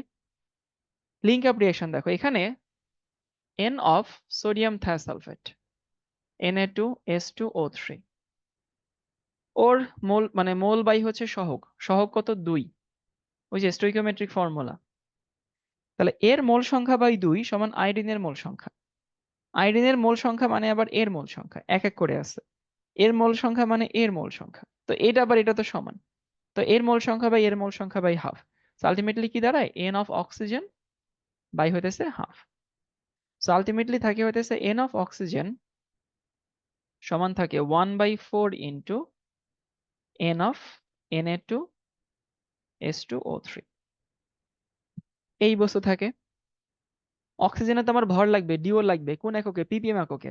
তাহলে আমি এখানে W/m নিচ্ছি। সো W বাই কত থাকে 32, সমান এখানে হইতেছে V ইন্টু S বাই হইতেছে 4। VS লাগবে না, নর্মালি সোডিয়াম থায়োসালফেটের VS তোমাকে দেওয়া থাকবে। তাহলে আলটিমেটলি কি থাকে, W সমান থাকে হইতেছে 8 VS।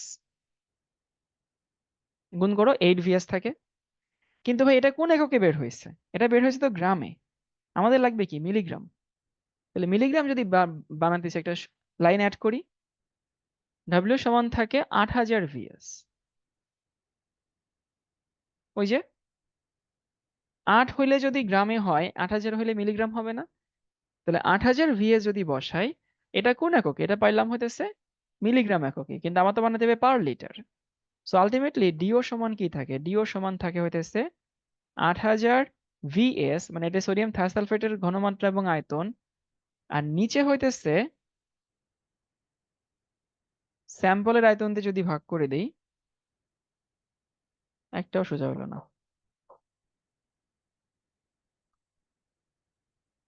V of sample. তাহলে তুমি কি পাচ্ছ? একেবারে সরাসরি পিপিএম এককে পাচ্ছ। এই ফর্মুলাটা মনে রাখলেই হইতেছে। তাহলে ভাই ভিএস এটা হচ্ছে সোডিয়াম থায়োসালফেটের মোল, মানে কি বলে, আয়তন ঘনমাত্রা।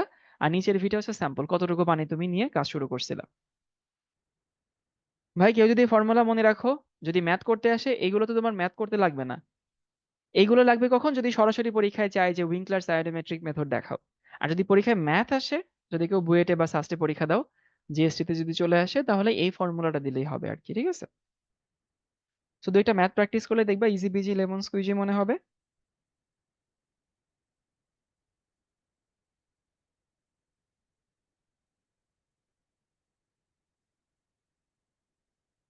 এই ম্যাথটা একটু লিখে নাও।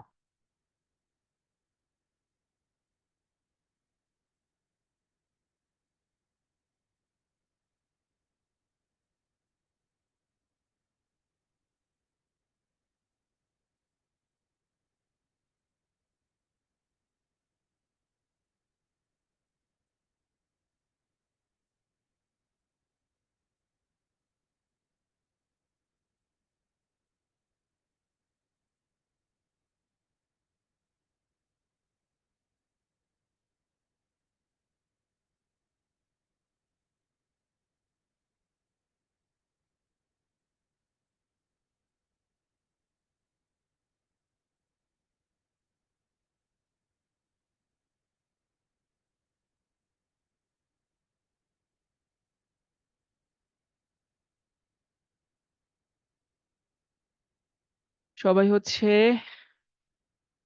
প্রশ্নটা তুলে আমাকে জানিও।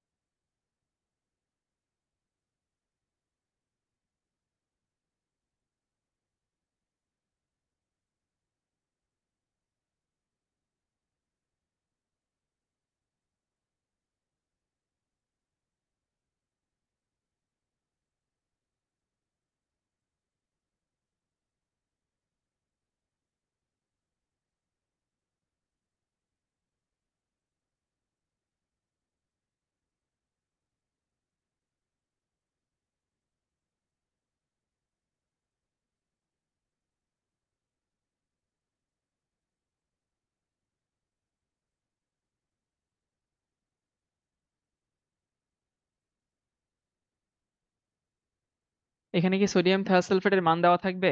হ্যাঁ, সোডিয়াম থায়োসালফেটের মানে দেওয়া থাকবে।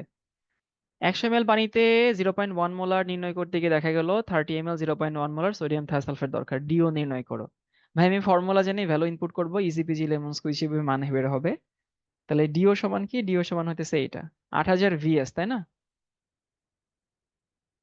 ভিএস নর্মালি লিটারে নিতে হয়, লিটারে নেই, তোমাদের অভ্যাস বানাই। এস মানে হইতেছে 0.1। আর নিচে স্যাম্পল ওয়াটার, এই যে স্যাম্পল মানে হচ্ছে 0.1। কত আছে আনসার? 2400। ভাইরে ভাই, এটা তো অনেক, অনেক বিশুদ্ধ পানি। নর্মালি 3-4 হইতেছে এটার ইয়া মান, মানে আদর্শ মান। এই পানি একটু বেশি অক্সিজেন আছে পানির মধ্যে।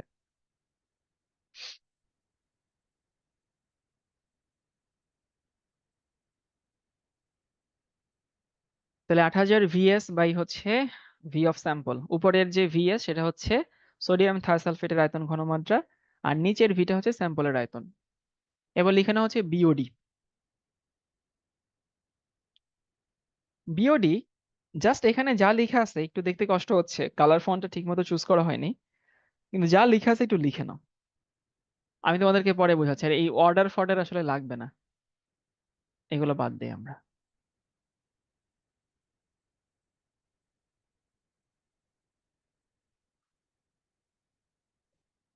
এগুলো 9-10 ছিল, বাট কেউ তো ঠিকঠাক মতো পড়ে আসো নাই।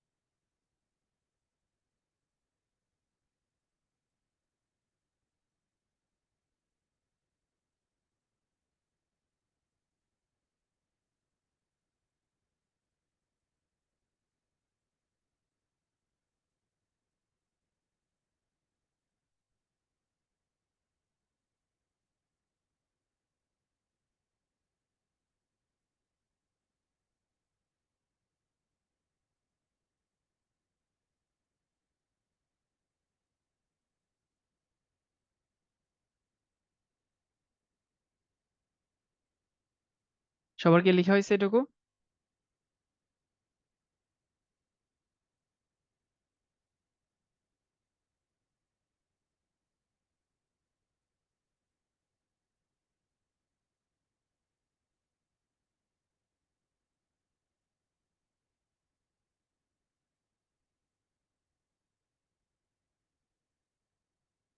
চলো দেখি এই জিনিসটা একটু বুঝাই দেই।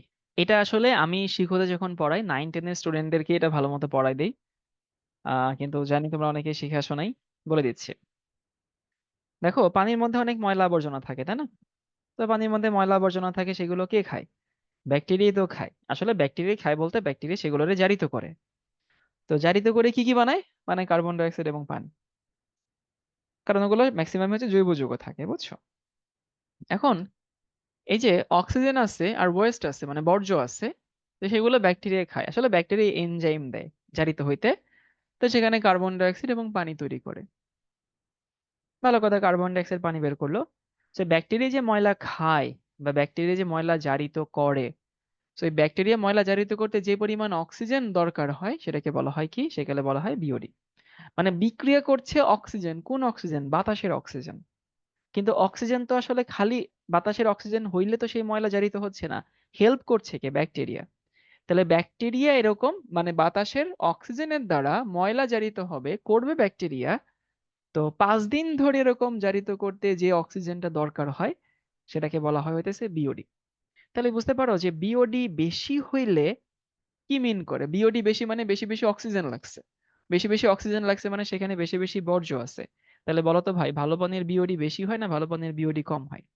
কি মনে হয় তোমার? কমন সেন্স কি বলে? ভালো পানির বিওডি কম হয়। যে পানির বিওডি যত কম সেই পানির তত বিশুদ্ধ। এখন প্রশ্ন আসতে পারে, ভাই 5 দিনই কেন? কেন 10 দিন না? 10 দিন 5 দিন না কেন? এটা হচ্ছে WHO ঠিক করে দিয়েছে, বাট ধরো তুমি বিয়ে বাড়িতে প্রথম 2 মিনিট যেরকম মজা নিয়ে ভক্তি নিয়ে তৃপ্তি নিয়ে খাও, শেষের 5 মিনিট তো এরকম খাও না। তো সবকিছুতে একটা অপটিমাম রেঞ্জ থাকে। এটার জন্য ব্যাকটেরিয়া ময়লা খাওয়ার অপটিমাম রেঞ্জ হচ্ছে 5 মিনিট, 5 দিন। এরপরে আসে ধরো, অনেক ক্ষেত্রে এমন হইতে পারে না যে পানি এতটাই বিশুদ্ধ যে ব্যাকটেরিয়া যে বাইচে থাকবে এরকম 5 দিন ময়লা খেয়ে, তো ওই পরিমাণ ময়লাই সেখানে নাই। হতেই পারে। হতে পারে না যে ধরো খুব বিশুদ্ধ মেঘনা নদীর মোহনা থেকে পানি নিয়ে আসছো, তো সেই পানিতে তো ব্যাকটেরিয়াই তো নাই। তো 5 দিনও বাঁচবে কেমনে? তখন আমরা কি করি জানো? ইচ্ছা করে তরল ময়লা দেই আর কি। যে সিডিং হচ্ছে ইচ্ছা করে ময়লা যোগ করা। ময়লা যোগ করা মানে তরল ময়লা যোগ করা, বুঝছো? তরল ময়লা। যে আমরা হচ্ছে ব্যাকটেরিয়ারে, ঠিক আছে, বাঁচায় রাখবো, যেহেতু 5 দিনের জন্য হিসাবটা করা হয়। তো আমার তো অবশ্যই হিসাব নিকাশটা ঠিক রাখার জন্য ব্যাকটেরিয়া তো 5 দিন বাঁচায় রাখতে হবে। তখন আমরা ইচ্ছা করে ময়লা যোগ করি। এই ইচ্ছা করে ময়লা যোগ করাকে সিডিং বলে। সিডিং মানে বীজ দেওয়া বলে আর কি, বুঝছো?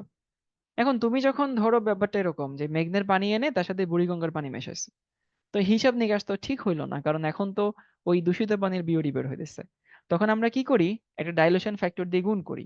ওই যে যে হিসাবটা আমরা বিকৃত করছি সেই হিসাবটাকে আবার নর্মালাইজ করার জন্য। সিডিং মানে কি? ময়লা সহ পানির আয়তন, মানে মোট যে পানিটা হইলো এখন ময়লা পানি যোগ করার পরে, আর নিচে হইতেছে ময়লা পানির আয়তন। তাহলে সবাইকে একটু বলে দেই, সেটা হইতেছে ব্যাকটেরিয়া ময়লাকে জারিত করবে বাতাসের অক্সিজেন আর ব্যাকটেরিয়ার এনজাইম। সো ব্যাকটেরিয়ার এনজাইম আর বাতাসের অক্সিজেন মিলে ময়লা জারিত হয়। এই প্রসেসটাতে যে পরিমাণ অক্সিজেন 5 দিন দরকার হয় সেটা হচ্ছে বিওডি। এটা বেশি হইলে দূষিত পানি ইন্ডিকেট করে। বেশি মানে ময়লা বেশি, ময়লা বেশি মানে দূষিত পানি। অনেক সময় এমন হয় যে ময়লা পানিতে ময়লা যথেষ্ট নয়, ব্যাকটেরিয়া 5 দিন খেয়েই বাঁচতে পারছে না, তখন আমরা সেখানে ইন্টেনশনালি কিছু ময়লা পানি যোগ করি। তো ময়লা পানি যখন যোগ করব, তখন যখন আমরা বিওডি বের করব, সেই বিওডি তো আসলে আমাদের অরিজিনাল বিওডি না। তো তার জন্য ডাইলেশন ফ্যাক্টর দিয়ে গুণ করি। ডাইলেশন ফ্যাক্টর কি? ময়লা পানি যোগ করার পরে যে আয়তনটা হলো মোট ময়লা পানি বিশুদ্ধ পানি মিলে যেটা হলো সেটা হচ্ছে উপরে যাবে, আর নিচে যাবে হইতেছে শুধু ময়লা পানির আয়তন। ঠিক আছে? এখন বিওডি বের করার ফর্মুলা কি? এগুলো বাদ দেই আমরা। বিওডি দিতেছে ইনিশিয়াল ডিও, মানে শুরুতে ব্যাকটেরিয়া দেওয়ার আগে যে পরিমাণ ডিজলভ অক্সিজেন ছিল, মাইনাস ব্যাকটেরিয়া খাওয়ার পরে যেটা আছে। এটা মাইনাস মানে কি? মাইনাস মানে হইতেছে ব্যাকটেরিয়াতে কতটুকু খাইছে। মানে ধরো তুমি কতটুকু খাও এটা আমি বের করতে চাই। সো যদি এমন হয়, তোমারে আমি করব কি, তোমার ঘর ভরা খাবার দাবার দিয়ে আসলাম আর কি। এরপরে 5 দিন পরে চেক করলাম যে এখন কতটুকু খাবার আছে। সো কতটুকু আমি দিয়ে আসছি আর এখন কতটুকু তোমার অবশিষ্ট আছে, এর বিয়োগফলটা তুমি কতটুকু খাইছো। তো আমি শুরুতে ডিও মাপবো, 5 দিন পরে ডিও মাপবো। ডাইলেশন ফ্যাক্টর তো এক্সেপশনাল কেস, সবসময় থাকে না। তো এটা যে ডিফারেন্স সেটা হতেছে আমাদের বিওডি। ফিল করতে পারি ফর্মুলাটা? ফিল করা উচিত, কিন্তু এটা সহজ ফর্মুলা। ইনিশিয়াল ডিও, 5 দিন পরের ডিও, আর যদি ডাইলেশন ফ্যাক্টর থাকে তাহলে সেটা দিয়ে গুণ করব। আমরা কি পাচ্ছি? বিওডি পাচ্ছি। ওকে, এই ম্যাথ একটু তুলে তুলে নাও। এখান থেকে কিছু স্লাইড অতিরিক্ত আছে, যেমন এইটা তোমাদের কারিকুলামের অনেক বাইরে চলে যায়।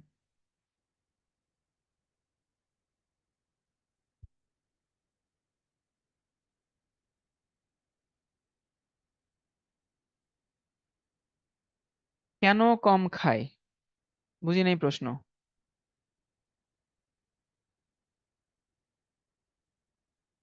বিওডি বেশি থাকলে বেশি ক্লিন? না, বিওডি বেশি থাকলে বেশি দূষিত। হোয়াট, বিওডি বেশি মানে কি? বিওডি বেশি মানে হইতেছে ওই ব্যাকটেরিয়ার ময়লা জারিত করতে বেশি বেশি অক্সিজেন লাগছে। সো অক্সিজেন বেশি লাগা মানে হইতেছে সেখানে ময়লাও বেশি আছে।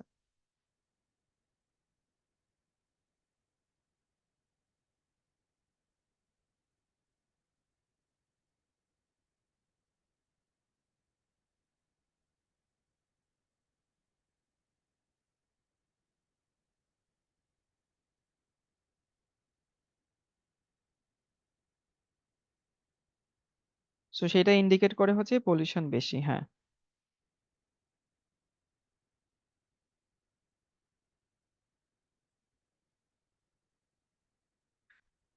আমরা ম্যাথ একটু পড়ি। 100 ml নমুনা পানির প্রারম্ভিক ডিও 25-20 ppm, 25 ml ময়লা যোগ করে, 25 ml মানে 25 ml ময়লা পানি যোগ করে 5 দিন পর ডিও বের করা গেল 2 ppm। প্রশ্ন হচ্ছে বিওডি কত? তাহলে ভাই বিওডি সমান কত? ইনিশিয়াল ডিও হইতেছে 20, 5 দিন পরের ডিও হইতেছে 2। এরপরে কি ডাইলেশন ফ্যাক্টর না? সো ডাইলেশন ফ্যাক্টরের মনে আছে উপরে ছিল মোট আয়তনটা, এই যে মোট আয়তন, ময়লা সহ পানির আয়তন। তাহলে ময়লা সহ পানির আয়তন মানে হইতেছে এখানে তুমি হচ্ছে 100 ছিল 25, মানে 125, আর নিচে হচ্ছে ময়লা পানির আয়তন, সেটা নর্মাল 25। 5 25-এ 125, আর এখানে থাকে হচ্ছে 18। 18 × 5 90 না 75? উত্তর হচ্ছে 90 ppm।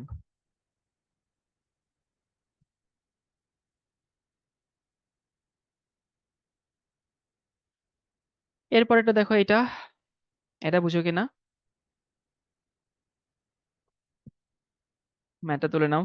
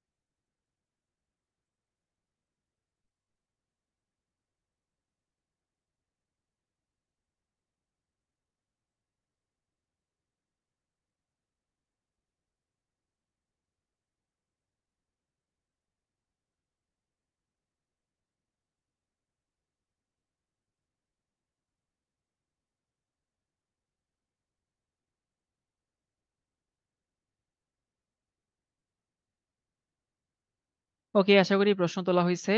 প্রশ্ন হইতেছে এটা, এটাও ইজি পিজি ম্যাথ। ওইখানে আমাদের ডিওটা সরাসরি দেওয়া ছিল, আর এইখানে আমাদের ডিওটা কষ্ট করে বের করে নিতে হবে আর কি। কি বলা আছে দেখো, 50 ml পানির ডিও নির্ণয় করতে গিয়ে দেখা গেল 30 ml 0.1 মোলার সোডিয়াম থায়োসালফেট দরকার হয়। তার মানে এই তথ্য থেকে আমরা প্রথমে একটা ডিও বের করতে পারবো। তারপরে বলছে 20 ml ময়লা যোগ করে 5 দিন পরে ডিও বের করতে গেলে 9 ml 0.012 মোলার সোডিয়াম থায়োসালফেট দরকার হয়। দ্বিতীয় তথ্য থেকে আরেকটা ডিও বের করতে পারবো। তার মানে আমাদের ইনিশিয়াল একটা ডিও বের করতে পারবো, 5 দিন পরে একটা ডিও বের করতে পারবো, মাইনাস করব। আর ডাইলুশন ফ্যাক্টর এখানে আছে। তাহলে তোমাদেরকে একটু হেল্প করি আমি। ভাবছিলাম এটা হোমওয়ার্ক দিব, বাট সমস্যা নাই। বিওডি সমান কি, ইনিশিয়াল ডিও। তাহলে 8000 into V into S, 8000 V S, V হচ্ছে 30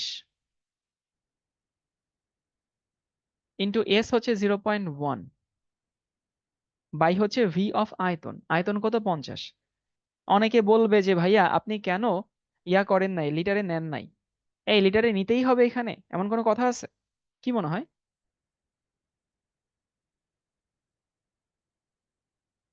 বুঝো, এখানে 30 আর এখানে কি 50, মানে উপরেরটাও লিটারে নাও নিচেরটাও লিটারে নাও, যাহাই লাও তাহাই কদু হয়েছে, এই জন্য আমি ক্যালকুলেশন সহজ রাখার জন্য লিটারে নিচ্ছি না আর কি। ঠিক আছে, এটা হচ্ছে আমাদের ইনিশিয়াল ডিও, মাইনাস 5 দিন পরের deo.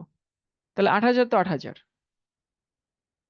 V into S, V এর মান হচ্ছে 9, আর এস কত 0.012, বাই হচ্ছে ভি অফ স্যাম্পল। এই কাঁচা বাচ্চারা, এখানে একটা ভুল হওয়ার সম্ভাবনা আছে। বলো তো এখন স্যাম্পলের আয়তন কত? স্যাম্পলের আয়তন কত এখন? এই জায়গাটা যদি ভুল করো তাহলে ভুল হয়ে যাবে। স্যাম্পলের আয়তন কিন্তু এখন 70। গুড, এই যে সবাই বুঝে গেছে। কেন 70 ভাই? এই যে তুমি এখন 20 ml ময়লা যোগ করে ফেলছো। মোট 70 into dilation factor. So dilation factor মানে কি? ডাইলেশন ফ্যাক্টর মানে হইতেছে উপরে হচ্ছে ময়লা পানির আয়তন 20, আর নিচে হচ্ছে ময়লা সহ পানির আয়তন। সো ময়লা সহ 50 ছিল, আর সেখানে দিচ্ছি 20, মানে হচ্ছে 70।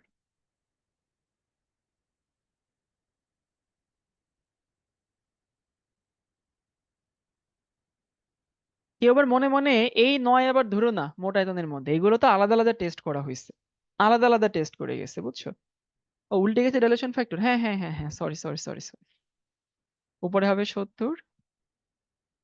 এই কেউ যদি মনে করে থাকো যে এই 30 ml সোডিয়াম থায়োসালফেট কি অ্যাড হয়েছে কিনা, না, এটা অ্যাড হয় নাই। এটা একটা আলাদা টেস্ট করছিলাম, অন্য জায়গায় নিয়ে টেস্ট করছিলাম, সেটা তো আমাদের মোট হিসাবে আসবে না। এই 9 ml কি যোগ হয়েছে কিনা, এটা একটা সেপারেট টেস্ট চলে গেছিল। তো এখান থেকে যেটা আসবে সেটা হচ্ছে আমাদের আনসার। সো বিওডি যা আসবে তাই ভাই, এত বড় বড় ক্যালকুলেশন না করি।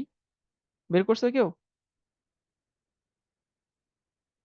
163, আচ্ছা 1636.8। ওকে, 1636 পয়েন্ট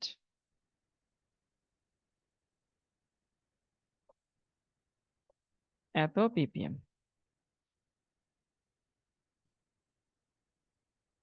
বিওডি গেল। এবারে সে হইতেছে আমরা একদম সংক্ষেপে সিওডি দেখব।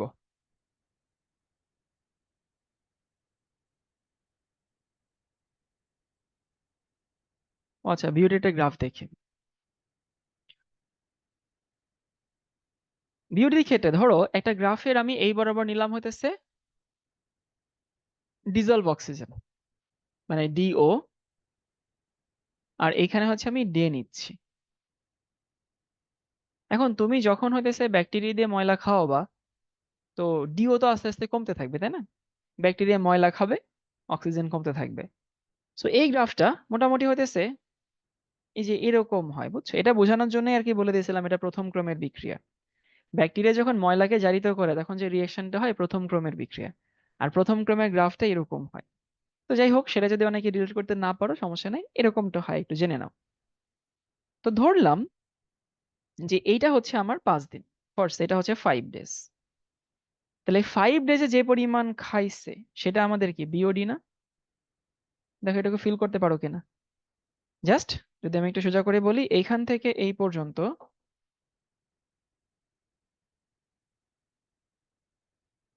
এই যে এইখান থেকে এই পর্যন্ত যে পরিমাণ খরচ হয়েছে ওইটাকে আমরা কি বলবো? এটাকে আমরা বিওডি বলবো। সো এটা হচ্ছে আমাদের বিওডি। এই বুঝি সবাই?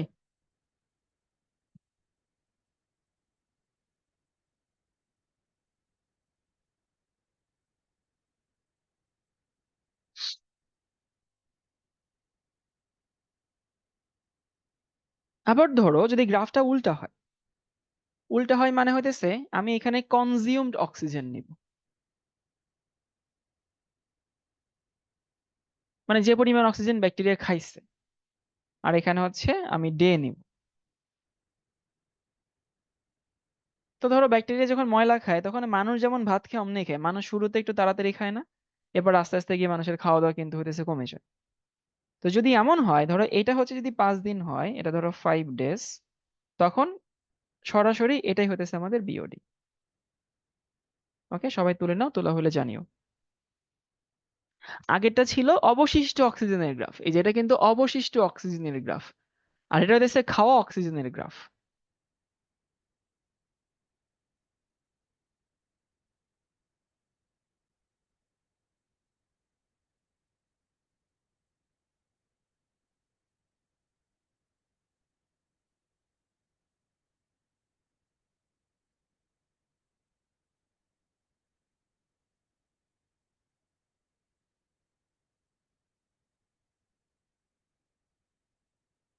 ওকে, এবার লিখে নেওয়া হইতেছে সিওডি।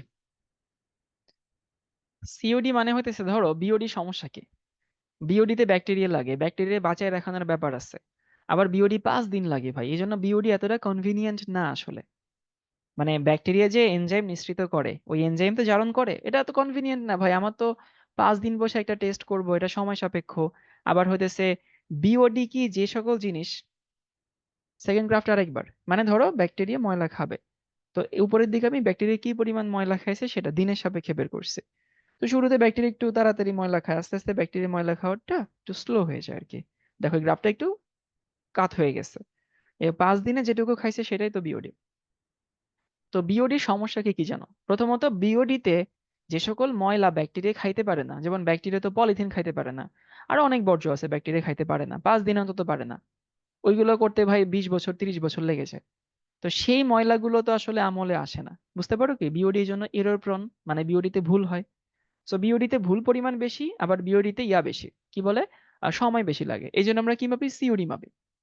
সো বিওডি আসলে শুধু বায়োকেমিক্যাল, এই যে এটা বিওডি, কিন্তু সিওডি কেমিক্যাল প্লাস বায়োকেমিক্যাল। মানে যে ময়লাগুলো বায়োডিগ্রেডেবল সেইগুলো আমলে আসে, যেগুলো নন বায়োডিগ্রেডেবল সেইগুলো আমলে আসে। এটুকু সবাই বুঝতে পারছি যে সিওডি কেন বিওডি থেকে ভালো। এবং দেখো বুঝো কিনা সিওডির মানটাও কেন বিওডি থেকে বেশি হয়, এটা কি বুঝো?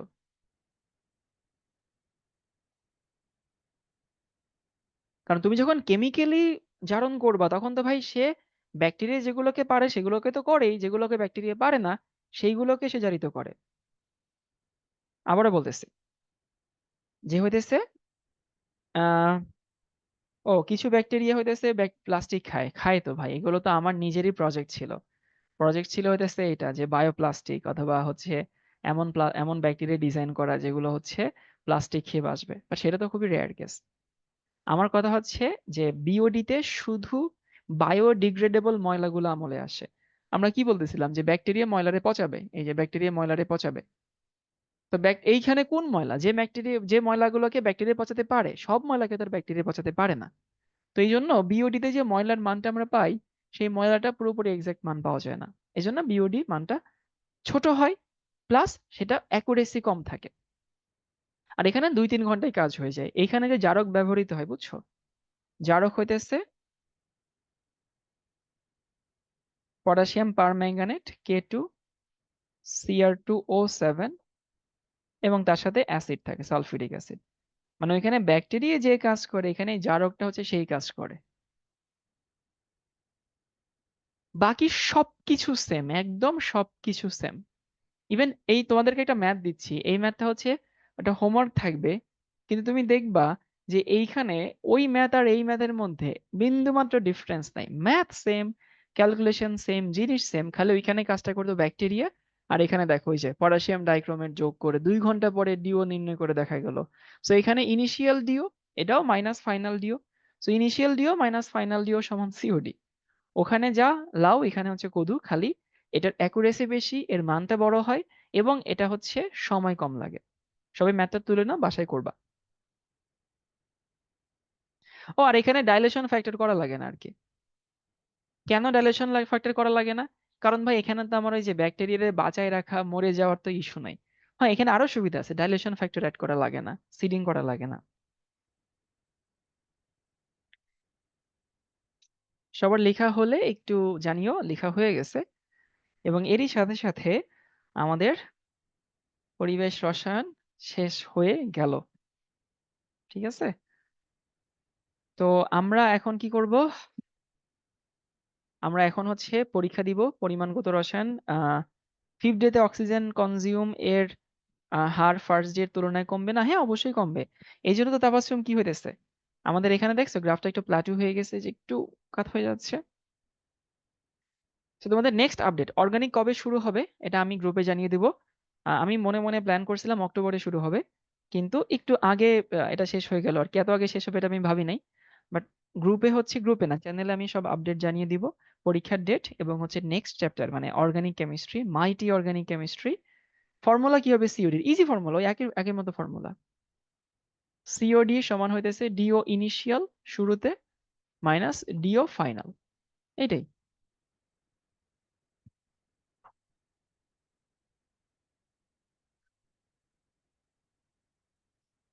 তো ঠিক আছে ভাইয়া, আপাতত এই চ্যাপ্টারটা হজম করো, তোমাদের সাথে নেক্সট সেশনে কথা হবে।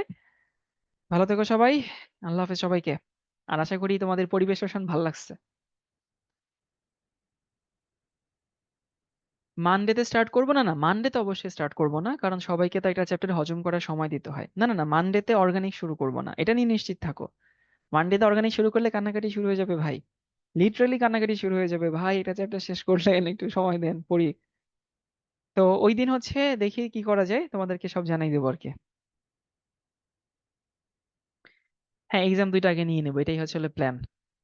কিন্তু তোমাদের কি মনে হইতেছে না যে আমি এই চ্যাপ্টার একটু ফাস্ট আগাইছি? একটু তোমাদের লেভেলটা মেনটেন করে কেন আগাইছি জানো? ওই যে আমাদের 1 মাস যে আসলে আমরা পড়তে পারি নাই, যে এই জন্য একটু ফাস্ট আগাইছে। আবার কেউ বলিও না যে ভাই এমন ফাস্ট আগাইছেন আমি কোনো কিছু বুঝে নাই। ফার্স্ট আগাইছি একটু, কিন্তু কোনটুকু ফার্স্ট আগাইছি সেটা হয়তো টের পাইছো। গ্যাসের সূত্র শেষ হওয়ার পরে আমি কিন্তু ফার্স্ট আগাই নাই। যতক্ষণ পর্যন্ত বয়েল চার্লস পড়াইছি, ওই আদর্শ গ্যাস পড়াইছি, অতটুকুই ফার্স্ট আগাইছি। কিন্তু এরপরে যখন গ্যাসের সূত্র হইতেছে, আমি কি বলে শেষ হয়ে গেল, যখন আমাদের পরিবেশ শাসন শুরু হয়ে গেল, তখন আবার সে স্লো আগানো শুরু হয়েছে, কারণ এগুলো তোমাদের কাছে পুরাতন না, নতুন। Elect eagerly waiting for organic, আচ্ছা ঠিক আছে, এগুলো তো অনেক ইজি ইজি হইলো, তারপরে স্লোই আগানো হয়েছে পরের দিকে। রিভিশন ব্যাচ কি আসবে? এটা তো এখন বলতে পারছি না ভাই, তোমাদের পুরো চ্যাপ্টারটা তো আগে শেষ করব। তোমাদের শেষ না করে তো ওইগুলো চিন্তা ভাবনাই করা যাচ্ছে না। ঠিক আছে ভাইয়া, আল্লাহ হাফেজ সবাইকে।